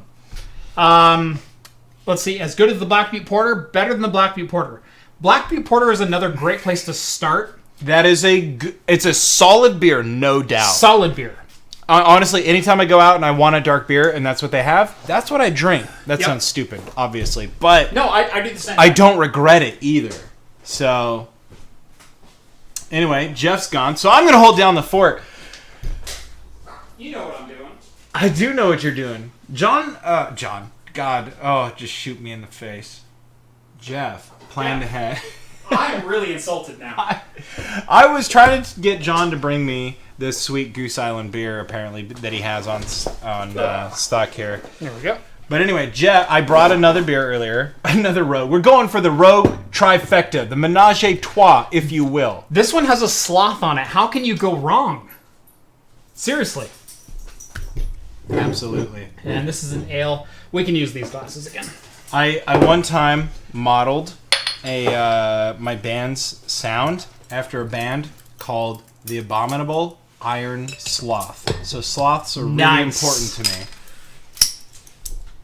Anyway, don't look up that band unless you like metal. So this is the Rogue Kulture Clash. It's an Imperial Blonde Ale blended with kombucha tea. Yeah. So here's the thing. I was at the Rogue Farms the other day. And a 6.9%. So another decently heavy hitter. Yeah, we're screwed.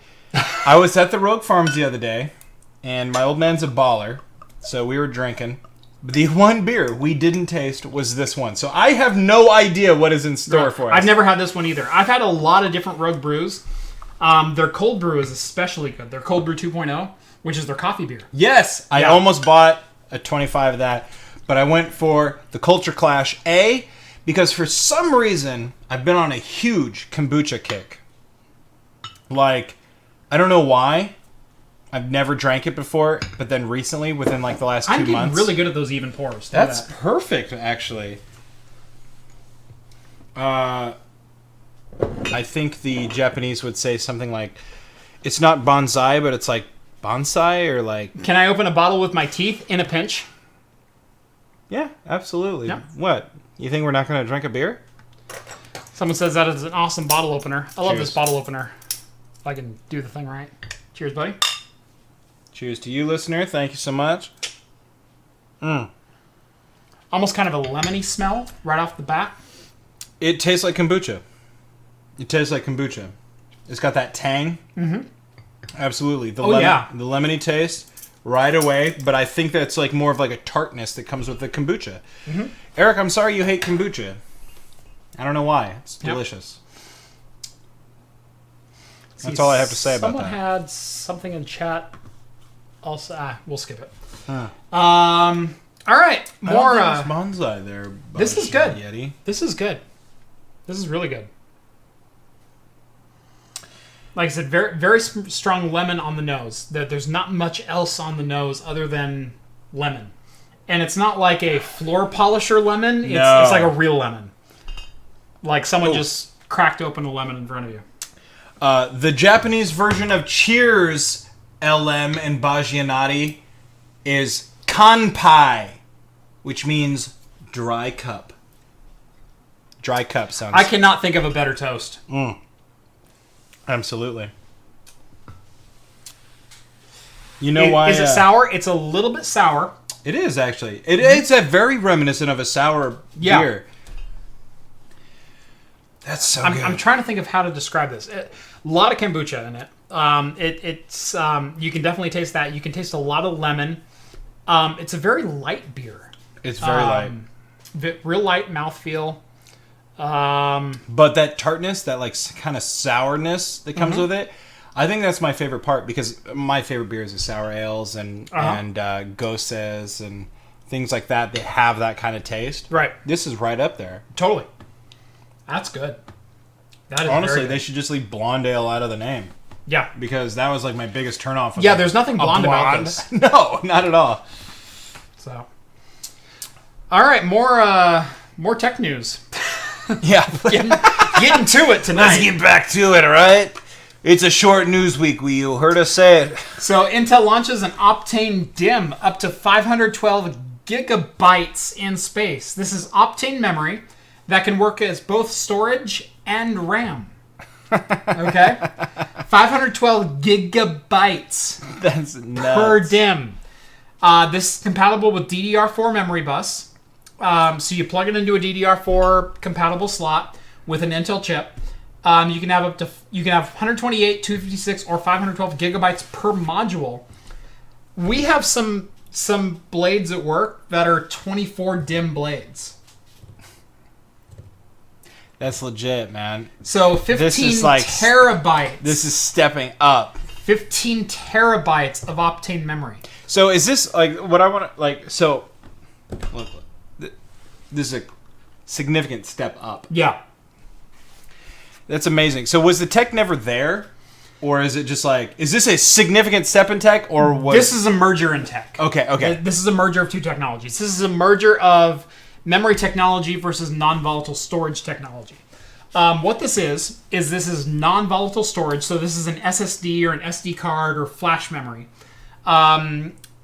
Using the interface of memory that has typically been volatile, which is your RAM. RAM is very fast and very low latency. Right. But the problem is if it doesn't have power, it doesn't remember what was in it. Right. Whereas SSDs are what are called non-volatile memory, where when you turn the power off, they remember what was on the cells. Right. And they can recall that, but not as quickly, not with as low a latency as volatile memory. Right. This is putting non-volatile memory on the same DDR4 bus as typical RAM. And you're actually not getting the speeds of DDR4. You're actually not even getting the speeds of DDR3. You're somewhere around the 1 gigahertz to 1.2 gigahertz range as far as transfer rate goes, but in 512 gigabyte capacity. And way lower storage latency than you're getting with traditional storage, which is SSDs either over SATA or PCI Express via NVMe. So the latency is near zero. Like, can you think of a 1 millisecond seek time on any piece of data that you want to get? That's what this does. That's exactly what this does. And there's a hell of a lot of it there. So yeah, we have servers that I work on that could hold 15 terabytes of this stuff. Jeez. At the same time. So, yeah, I really want to get a sample of this. Preferably 2 of them. Yo, hit us up. Give us that sweet free sample. Oh, the other thing that'll get you banned. Awesome free dating site. See my profile. No. Bye. Oh, should I add her as moderator? Oh my god, what a good idea. Let them be a moderator. What a genius plan. Hide user on this channel. Free adult dating site. Yeah. Yo, see my profile. What are you wearing tonight? Honestly, I'm interested, but unfortunately, you gotta go. Yep, that's right. Brett, I mean, he gets lonely. It's, yeah. You know. What are you gonna do? It's the downside of being on craft computing. You know, I need some total sausage fest sometimes.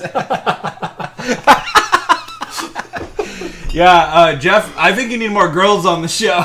I've been working on it, man. Meanwhile, everyone else in the house is female. I know. Even the damn dog. I was gonna say, but not Zeke though. Not Zeke. No, Zeke is yeah. I got my one buddy. He's the one holdout, yeah. He's the one holdout. We'll see for how long. And we neutered him. I don't know what that holds in my fate. But Not well, no. not well. You're screwed. I've got 2 daughters. I've got a very loving wife who allows me to do this crap in our den. Cheers to that. Yes. Cheers to my wife. Thank you. So when is this going to start making money? Eventually. Trust me, honey, it's right over there. Someday. Nerds. Yeah, totally. But I've seen that a bunch of those folks have been real upset at the Dollar Shave Club ads. Which... Yeah, one guy was like, I'm upset at this being in the middle. I'm like, bro, it's at the end. Bro, it's at the end. It was a 3-minute video. What do you want from me? Yeah. I was like, did you not watch the whole video? That was a very summarized keyboard review. Yeah. Because it ends right at that moment where you were apparently not listening. Seriously, where I did the 1-sentence transition, that was the end of the keyboard review. I didn't speak another word of that. That was a happenstance of circumstance, I will say. I love that I got the Dollar Shave Club review. Absolutely. Or that I got the sponsorship. Yeah. That was fantastic. It's what I'm looking for in this channel, but at the same time, I respect your viewership a lot. Way more than any advertisers. That is the first sponsorship that I've been paid for that I've accepted. I've been offered probably a dozen. Yeah. He turned down stamps.com for you, viewer. I turned down a couple. I'm not going to name names. I don't want to make anyone mad in the industry. But except for stamps.com. Screw you, Unless you're listening, stamps.com. Seriously, call I'm me. way too deep in this joke to back out gracefully. Yeah. I mean, look, I'm 2.5 beers. No, we're riding this thing. Let's go. But no, I have turned down seriously about a dozen sponsorship opportunities that I went, I don't like you. I don't stand by your company. I don't like what you are. The devs behind your Active reviews Shooter are reached terrible. out. You got one Yelp review who said that's the worst sandwich I've ever had in my life. Seriously, Dollar Shave Club, I'll stand by because they're a good company. You will never see an ad on this channel that I would not personally spend my own money on. Absolutely. I buy my refills from dollarshaveclub.com. Yep. So, and they should be a story to any entrepreneur. And this spot is not sponsored. No, it's not. This is for free. That's what really sucks about this all. Yeah. But I could be getting paid for this right now. Shut up, Rhett. So sorry. But let their story be an inspiration to all the entrepreneurs watching, because you too can make the next Dollar Shave Club. In fact, maybe you'll make the $2 Shave Club for the 1%ers. That's right. Good on you. Aim high. That's right. Jeff, want to sponsor Hops and Brews? 1 beer per minute. 1 beer per minute? I'm not... 1 beer per minute. John, I'm not going to see the return out of your channel. I don't... Most of your viewers are my viewers, so... And most of your viewers are... So explain where this is beneficial Just for kidding. me. That was cold-hearted. But I am a viewer of your channel, and I'm hosting. Yeah, that's right. So, hey, I got a new patron. G-Man Tech just became a patron. Love your content. Aircraft Computing. Thanks you so much. Thanks, G-Man Tech. Welcome aboard, my friend. Hey, we are about to cheers your health right here. Namaste, or kanpai, as the Japanese say. Kanpai. Dry cup. Dry cup. Dry cup.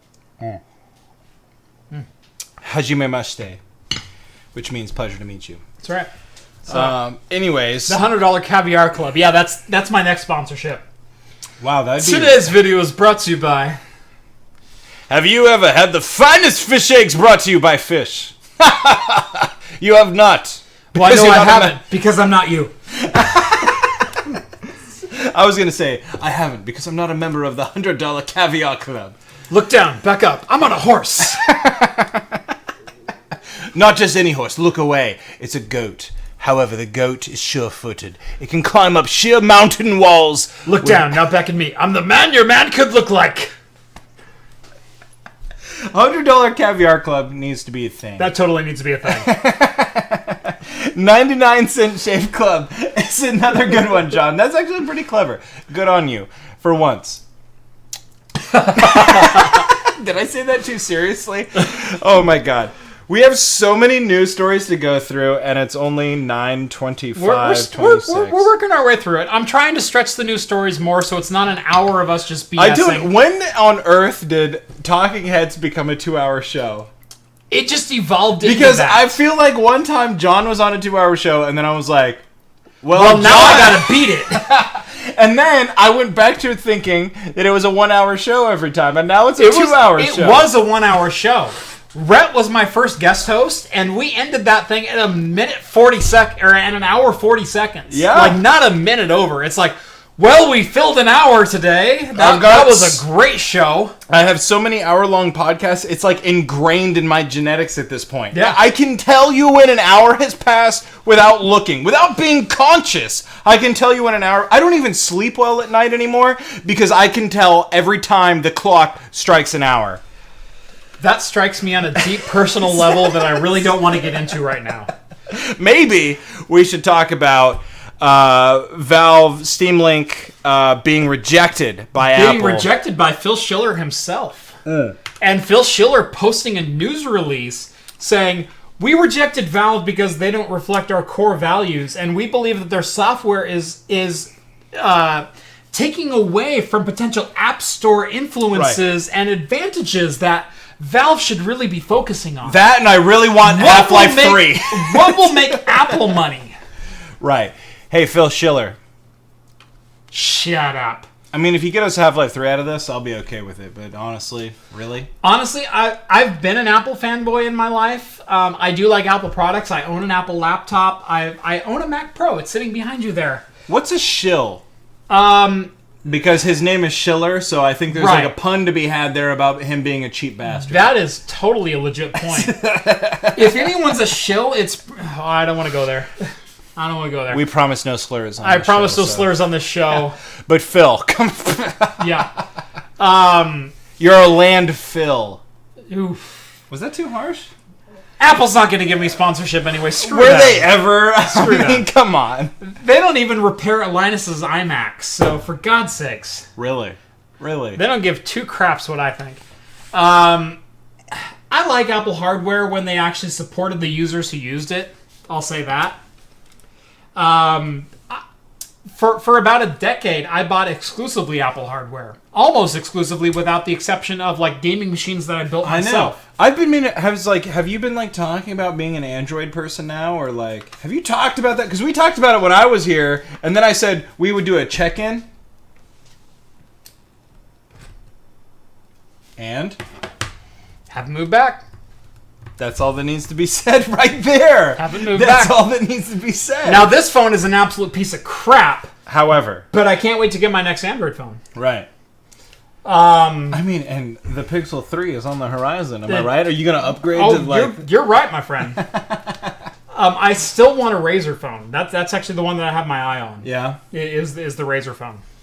Not even for the refresh rate, just it looks sleek. It looks like a good phone. Is it the Motorola Razer? No, that's the Razer themselves, Razer. Oh, the Razer! Razer. Yes, those look amazing. So yeah. Sorry, I was thinking like the Moto Razer. No, Razer. That's been done for like a the while. Weird snake logo. Yeah. The mouse and keyboard companies, like the Dota 2 sponsor. Yeah, Dota 2. Play Dota 2 on your laptop, because that's not possible anywhere else.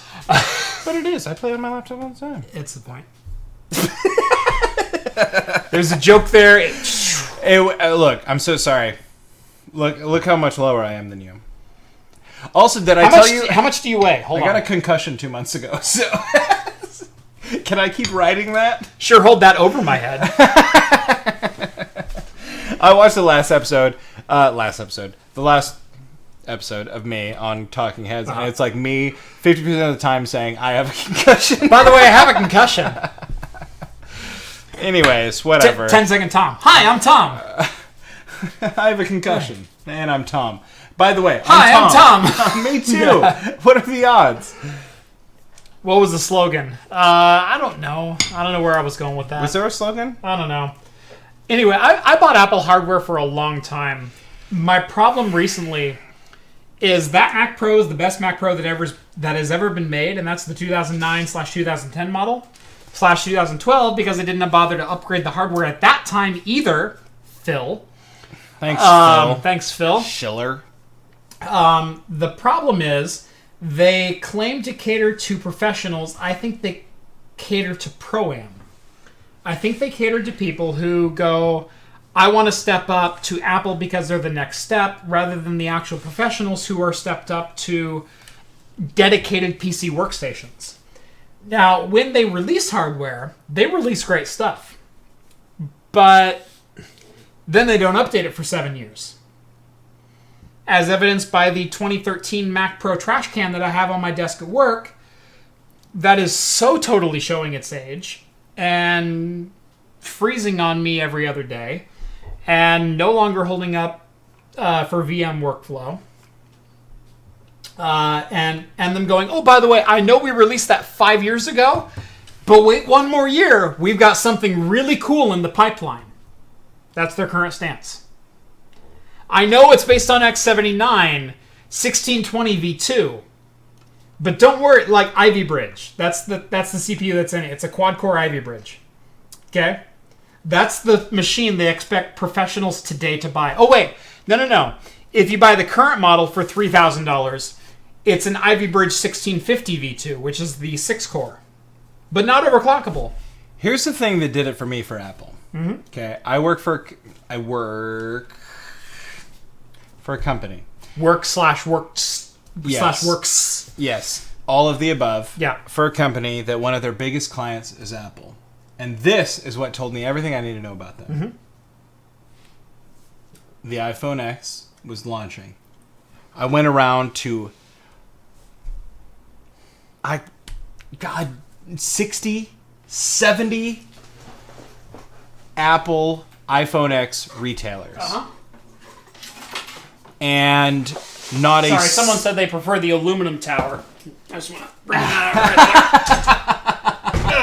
right there. There we go. There it is. I'm sorry, what? Continue. I went to 60, 70 Apple iPhone X retailers. Set them up. All of their merchandising, all of this stuff. Mm-hmm. Not a single one of the stores that I went to had received an iPhone X demo device. Not a single one. Yep. Not a That was like a week and a half, 2 weeks of my time. Yeah. And not a one actually had the phone for a customer to come in and touch. Yep. So I had to merchandise an empty blank position. And I remember thinking like, wow, this is like a launch of like one of their like flagship devices. Mm-hmm. I've seen advertising for this everywhere. The flagship device. People won't shut the heck up. Let's be clear. Apple is an iPhone company now. iPhone and iPad. Their laptop and their desktop model, they take a well back seat. They're like a third row on a CX-9. Yeah. To the iPhone and iPad industry. So for them to not have demo devices of an iPhone X, which is their flagship product at a retail location, that's crap. I serviced every location in Portland, all up and down the valley, and probably like 25 to 30 other locations outside of the valley. Mm-hmm. Not a God-blessed one had the iPhone X. Yep. What was I doing there? Yep. Some of those locations I was servicing the night before launch. Yep. Hey, what's this look like? I don't know. Yep. That's all you need to know about Some of the locations I showed up to and they said, we haven't received an iPhone X. You still want to do this? Yep. And I was like, wow, I'm contractually obligated not to, I'm contractually obligated to. Even though I don't want to. It sucked. It was like the worst week and a half, 2 weeks of my life. It was like 11 or 12 days. It was dog crap. Mm-hmm. And ever since then, my opinion of Apple has just been tarnished, and this continues to do so. Thank you, Phil Schiller. That's right. You're a landfill Schiller. Anyway, back to the actual story of Apple denying Valve their Steam Link on iOS. As many of you know, it launched on Android about 2 weeks ago. Yeah. Apple rejected their app because of a foreign app store. They feel that Steam is redirecting Apple users to buy games that are in the App Store that compete directly with the Apple iOS store. That is their official response. What do you think? I think it's crap. I do too. What game have you ever bought on Steam that competed with Fruit Ninja? Ooh. Well, I bought Fruit Ninja for Steam VR. Okay. Okay, that was the wrong game to pick. I was going for, like, the ultimate iOS game. Ultimate iOS game? God, what was that first-person shooter that was out years ago that was, the Halo competitor? What? Seriously, there was an iOS game that was a Halo competitor. I'm dead serious. Okay, I got a Halo iOS. Spartan. No, this is an actual... Wait. No, that wasn't Spartan Assault is different than Spartan Strike. Where was it at? Best Halo clones on the iOS, top 100. There's top 100! Nova. Nova. Okay, I remember Nova. That's right. Yeah, it was Nova on iOS. That was like a Halo competitor. Like, you can play 16-player multiplayer FPS shooters on iOS, and you can jump, and there's custom maps, and there's all this. They do have Mr. M13D or whatever asks, is it Mini Metro on Steam? I don't know if it's on Steam, but there is like a computer build for it, like a PC build. So I would imagine it probably made its way to Steam by now because Mini Metro is amazing. But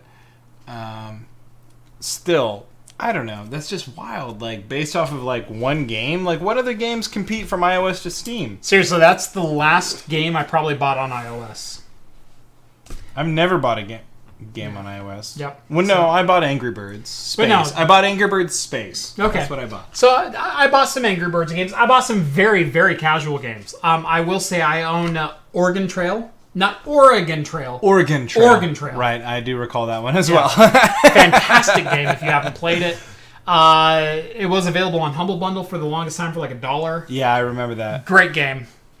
It's Zombie Apocalypse Oregon Trail, if you're not familiar with it. It was a clever twist. Very clever twist. Coming on the heels of Pride and Prejudice and Zombies. Yep. And what was a couple of the other ones? Oh,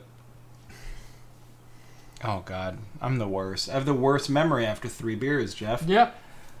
Anyway, there was 2.5. There was other zombie novel. Oh, 20,000 Leagues Under the Sea and Zombies? Or no? Was that one? Did I make that up? God, sounds like something that needs to be written if it hasn't already. Either way, there was a bunch of zombie books released at the same time, including Pride and Prejudice and Zombies. How did I get to that? I don't know. All right, let's jump ahead a few slides here, since it's already 9:38. So Asus has released, or is releasing, a crypto-centric motherboard. This is an H370 base, so Coffee Lake based motherboard, 300 series Intel chip, and it looks like this. Is this too late? It's probably too late. And this is when I read the headline, I was like, too late, Asus. Too late. Yeah, like literally GPU prices have already normalized in 90% of the market. And now you're coming out with a motherboard that supports 20 GPUs at the same time. Like, yeah, last year would have been good. The year before, better. Oh, 2 years ago, you would have been raking in money for this board. You could have released a Pentium 4 board with this amount of PCI bus, and you would have been raking in the money, hand over foot. I love the number of 24-pin supplies are on that. There's 3 24-pin supplies, a single 8-pin supply, even though you only need 4, because we know damn well they're probably only using like an i3-8100 on these. And then 20, count them, 20 graphics cards. Excuse me. Good Lord. Good beer. Good Lord, good beer.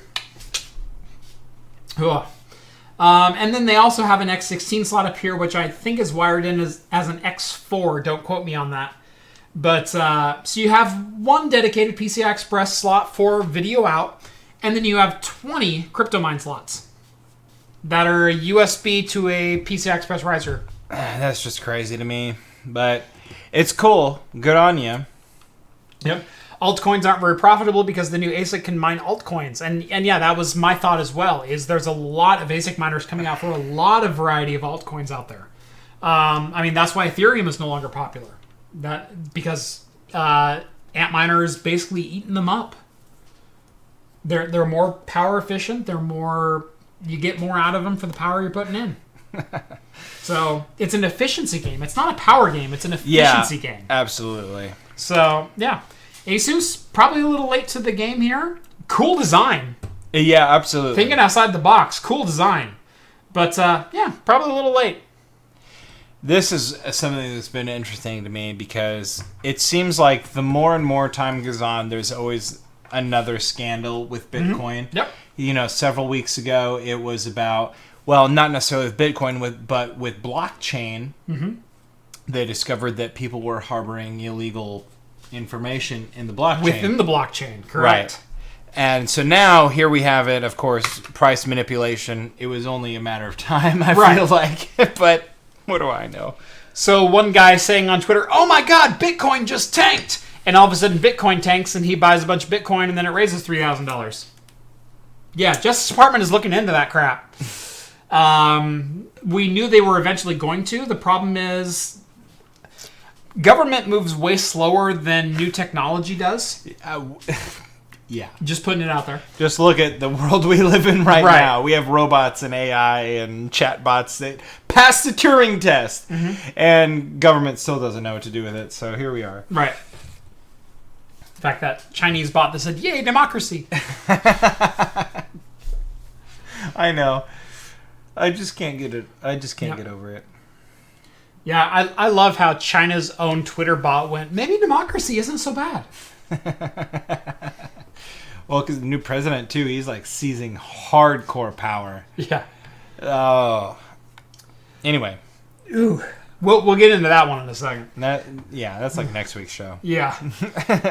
So anyway, Justice Department is opening criminal probes into whether traders are manipulating the price of Bitcoin and other digital currencies, dramatically ratcheting up U.S. security and red-hot markets that critics say are rife with misconduct. I can pretty much guarantee it's happening because there's been no oversight over cryptocurrencies. There is no regulating body. It is a non-traditional currency. It's not backed by a gross domestic product of a nation. Just like last time when I was on, where we got to delve a little bit into my career. I won't go too in depth here, but I have worked in investigation within the last year where somebody had given their money to a person who was investing, right? So they're basically like a stockbroker type person. Right. However, the stockbroker type person refused to divulged that they were investing in crypto. And so this person lost all of their money somehow. I don't quite know exactly how this worked out. But anyway, so that's how I got involved. Somebody lost like $10,000 to a broker who was playing the crypto game and lost. And I gotta say, like, when I was looking into it and all this stuff, like, this kind of thing came up over and over and over and over. These types of people who are manipulating the game, not just in global markets, but locally, too. Oh, totally. And it's mind-boggling to see how they get away with it. And there's no regulation, and they take advantage of normal people. Like, I could have easily been this guy who'd been like, well, crypto's a real thing. Why don't I take it to the experts, right? You know, like, why don't I see what they want to do with it?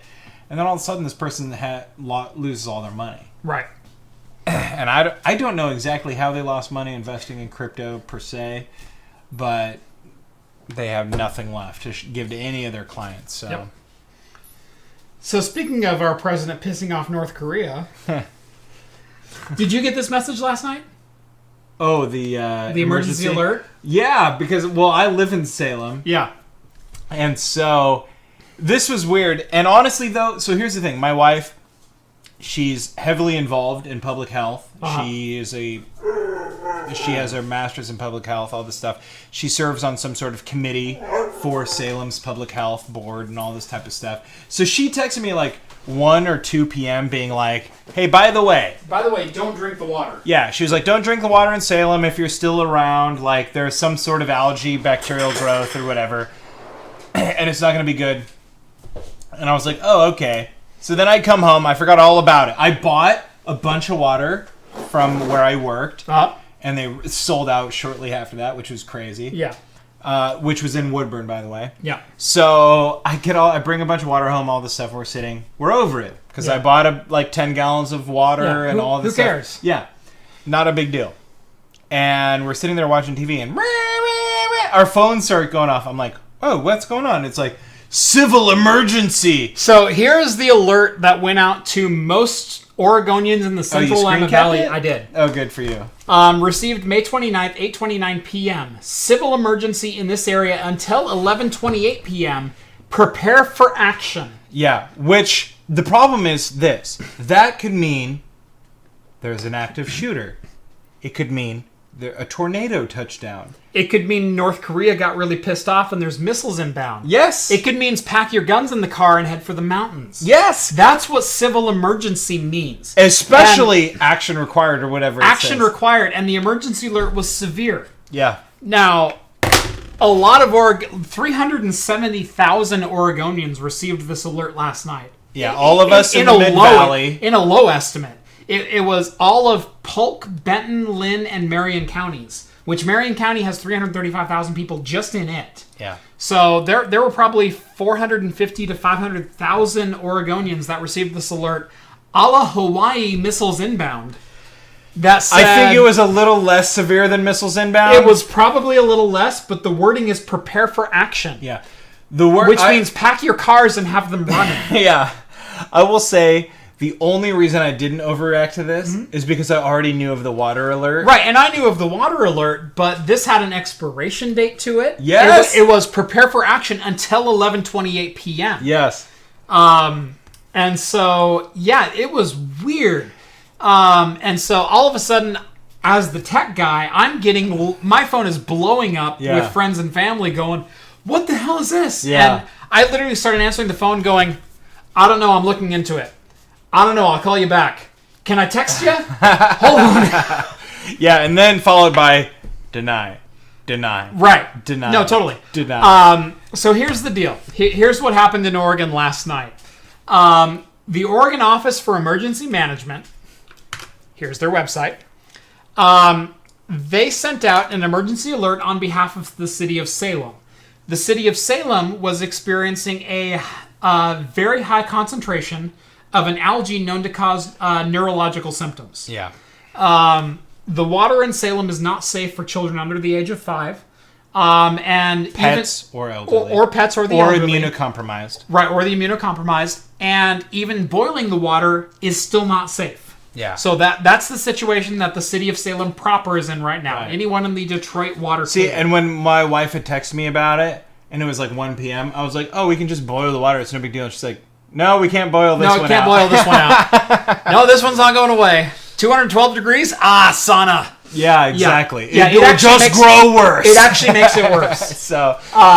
So anyway, so everyone in most of Salem knew about this. I actually didn't know about this when the alert came in, but that's the first thing that I found. Yeah.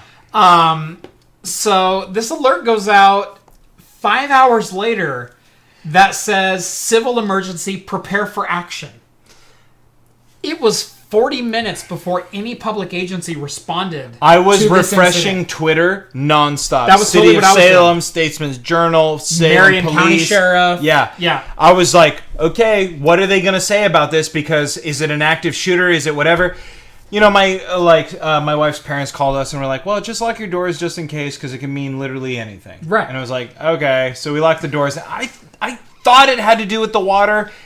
And I had been drinking, so I wasn't overly concerned. Yeah, my dad called me. He goes, do you think this has anything to do with the water? And I said, it might have something to do with the water, but at the same time, there's an expiration date. Yeah, that's what I kept thinking too. Action. The action was buying bottled water. Why are they saying to prepare? Yeah. So it was a weird 40 minutes. And I had the same thoughts. After 40 minutes, the Marion County Sheriff's Department, which is the county that I live in and the county that Salem, the capital of Oregon, is in, they sent out a tweet that said that was sent inadvertently. It took Oregon Emergency Management 3 hours to correct this incident. Yeah. I had started. So here's the thing. I started watching the movie Annihilation for the first time. Mm-hmm. Great movie. Look it up if you are interested in science fiction, horror, other things. It was amazing. I started watching the movie right in the first 5 minutes. Got the alert. Finished the movie. Was on to other things. Then got the next alert, and I was like, these guys don't know how to run an emergency management system? Right. So, how would you like to be the director of this place today? Right? Not very much. I saw that he had like at least 5 separate videos answering responses to this. I sent Oregon OEM on Twitter, I think 3 or 4 different tweets at them last night. Yeah. And I said, Marion County Sheriff's Office, well done for getting in front of this. Oregon OEM, why so quiet? Right, yeah. You know, seriously. I don't disagree with the decision to send out an emergency broadcast alert, because this is basically the emergency broadcast system from radio brought into the phone age. Right. That's what this was. People on cable got it, TV and all people that on cable, people on cable TV and broadcast TV got the proper message. Yeah. The people over cell phones got a generic message. Yeah. Is what this amounted to be. The problem is that when the wrong message is delivered, you have to get right back on top of it.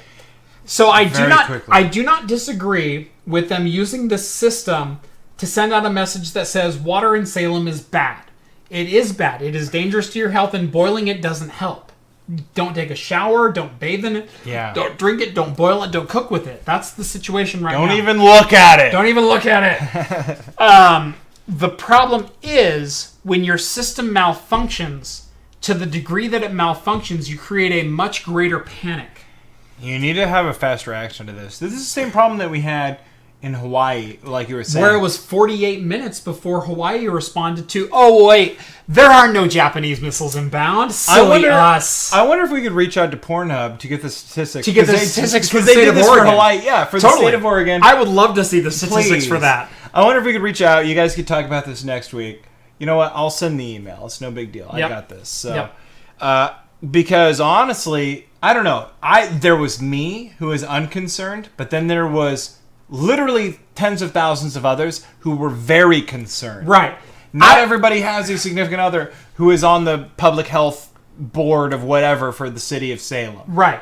Now, I was partially concerned. I do work for the state. I have state contacts. I found out within about 30 minutes that this was a false alert. But that's only because I called a friend who knew a friend who knew a friend who goes, no, that was a broadcast based on the water crisis, not based on inbound North Korean missiles. Right. And I was thinking the same thing. I was like... But it still took me, who has connections, 30 minutes to get to the bottom of this. Weirdly enough, I resigned myself to I'm going to be watching episodes of New Girl while explosions happen outside my house. Right. Like, what a weird place to be in history. However, be more specific, City of Salem! Right. Yeah, the problem was the message was so non-specific to what the problem was that there was an expiration date in it. The water didn't suddenly magically become safe to drink at 11:28 p.m. No. That there was so much panic caused by this. My Facebook blew up last night because people were going, oh my God, what is this? It was akin to a shelter in place or find refuge. Yeah. I mean, oh my God. That was the level of that message. Absolutely.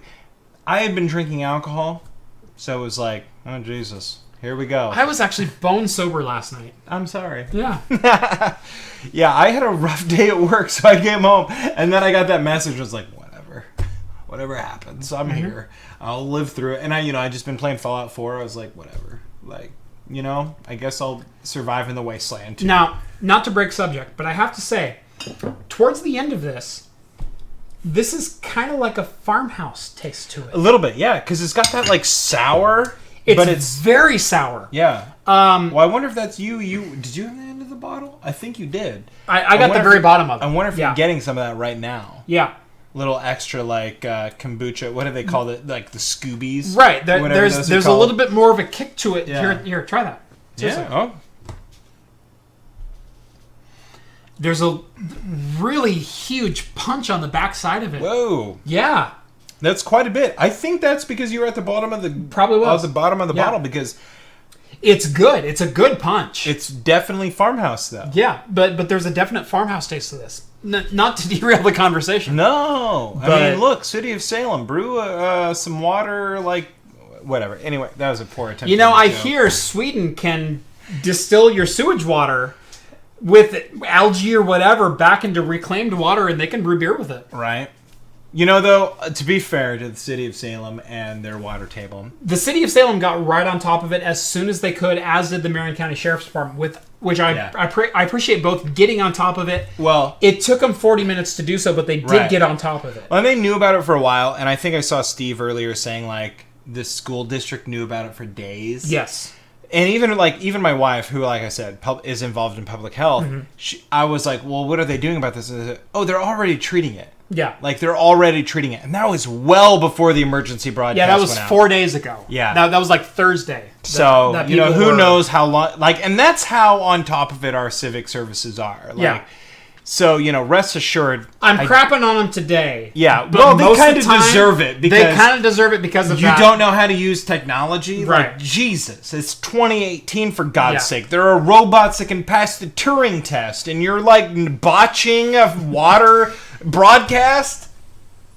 Right. We could have had a robot send that. Yeah. With a perfect head on it. Right? Not wrong. Yeah. He's not wrong. It could have been made out of sewage, sent by a robot with perfect head. That's right. That's how I expect all of my bad news from now on. Honestly, if you're delivering bad news, it needs to meet those 3 criteria. And it needs to be in beer form. And I think AI can do that. Yeah. And honestly, humans, you're letting us down. You're a disgrace, okay? You're a disgrace. Ooh, someone says that's the beer sitting there for the last 30 minutes. Incorrect, my friend. Civic, bro. Yeah. Learn how to drink craft beer. Craft beer develops as it gets warmer. It's not like your Coors and your Bud Light and your stuff like that gets just stale and disgusting and starts to rot after 30 minutes on a desk. This changes flavor entirely, but for the better. Right. See, you drink craft beer, and it's like the closer it gets to 60 degrees, like the better off you are. Yeah. However, I go to the bar, and I get the coldest rainier known to man, and within 3.5 minutes, it's dog piss. Yeah. You know why? Because I didn't drink it in 3.5 minutes. There was like this much left, granted. But look. And it was poured at 34 degrees. Meanwhile, this beer, I'd prefer at 60. Yeah. I'm not kidding. I'm not kidding either. Look, well, maybe this one at 60, this one at 45. Most craft beers... I'll split it. Most craft beers between 55 to 65 degrees. Yep. You know why? Because we ain't scrubs. That's right. You?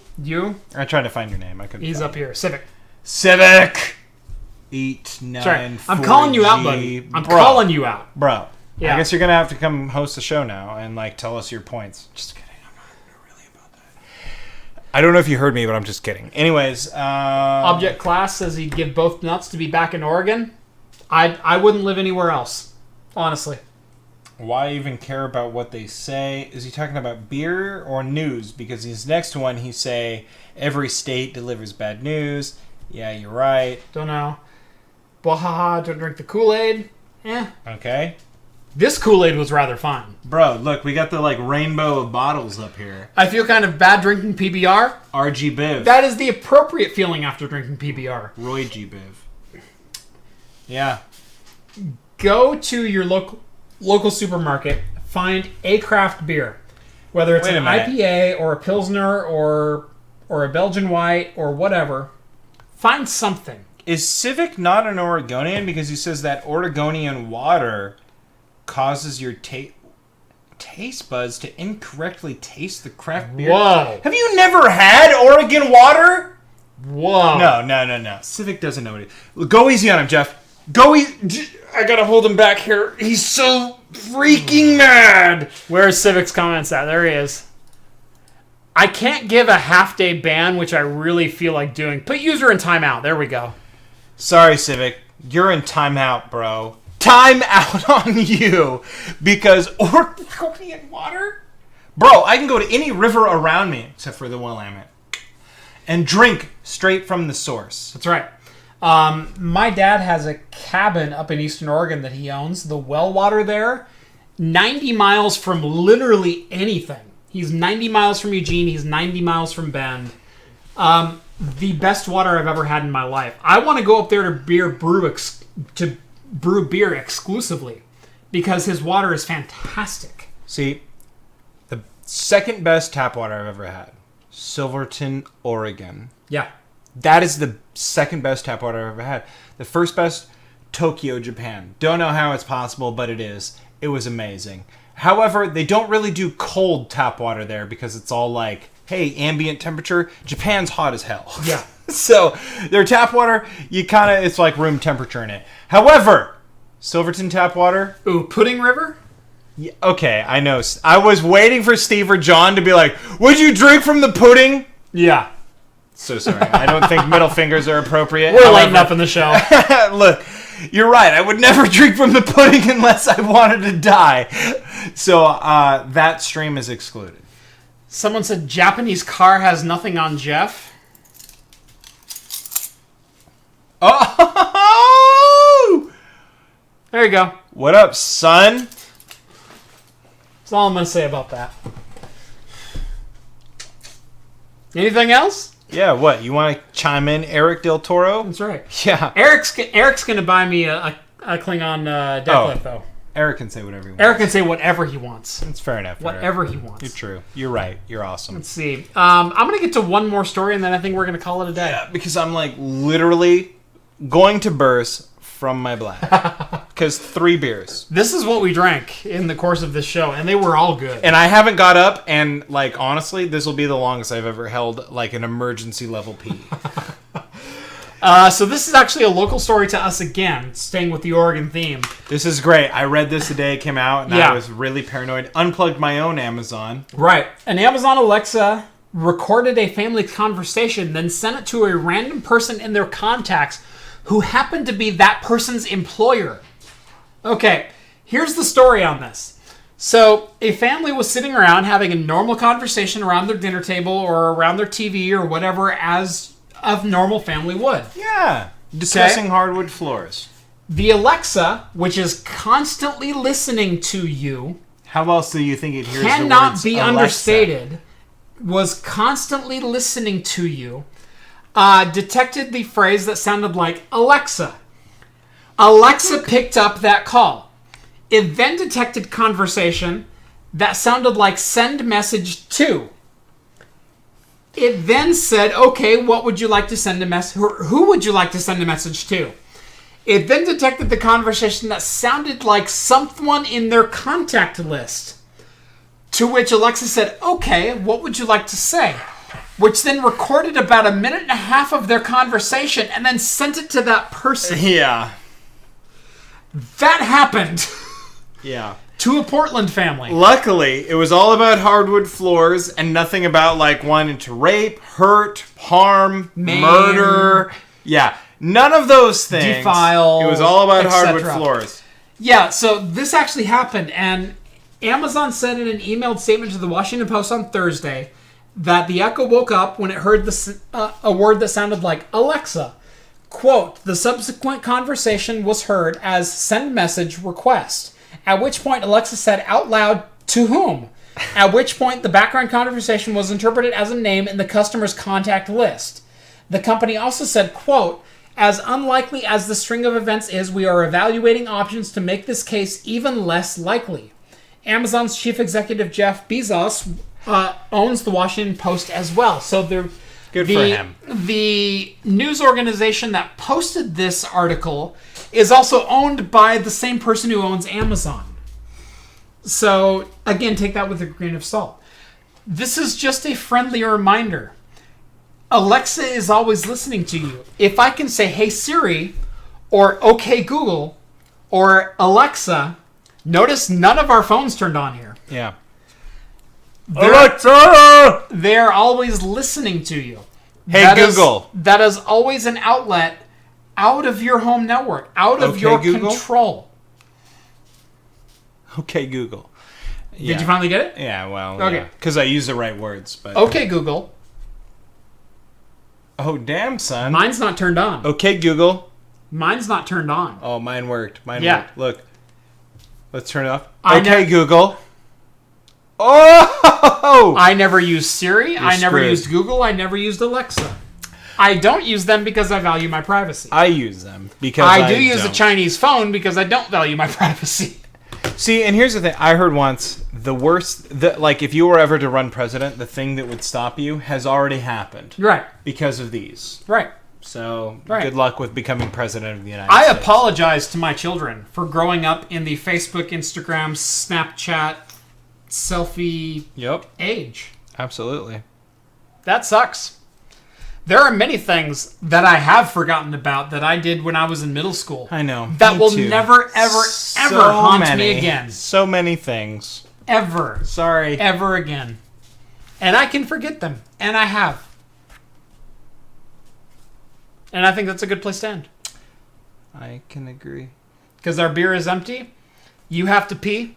Kampai. Dry glass. Kampai. So, anyway, that's been episode 34, I think. Am I on 34?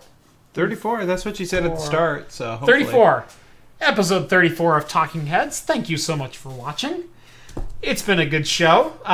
Light news week, although next week, it's going to get heavy. Absolutely. Look out for that. Computex this weekend. The Modders Inc. crew is actually on a plane right now headed for San Francisco that will then be headed to Taipei. I'm not with them this time. I will likely be going to QuakeCon to cover QuakeCon. That would be legit. Bethesda, etc. So you will probably see coverage from that on Craft Computing, or at the very least on Modders Inc. Computex next week. Lots of good content coming up on the channel.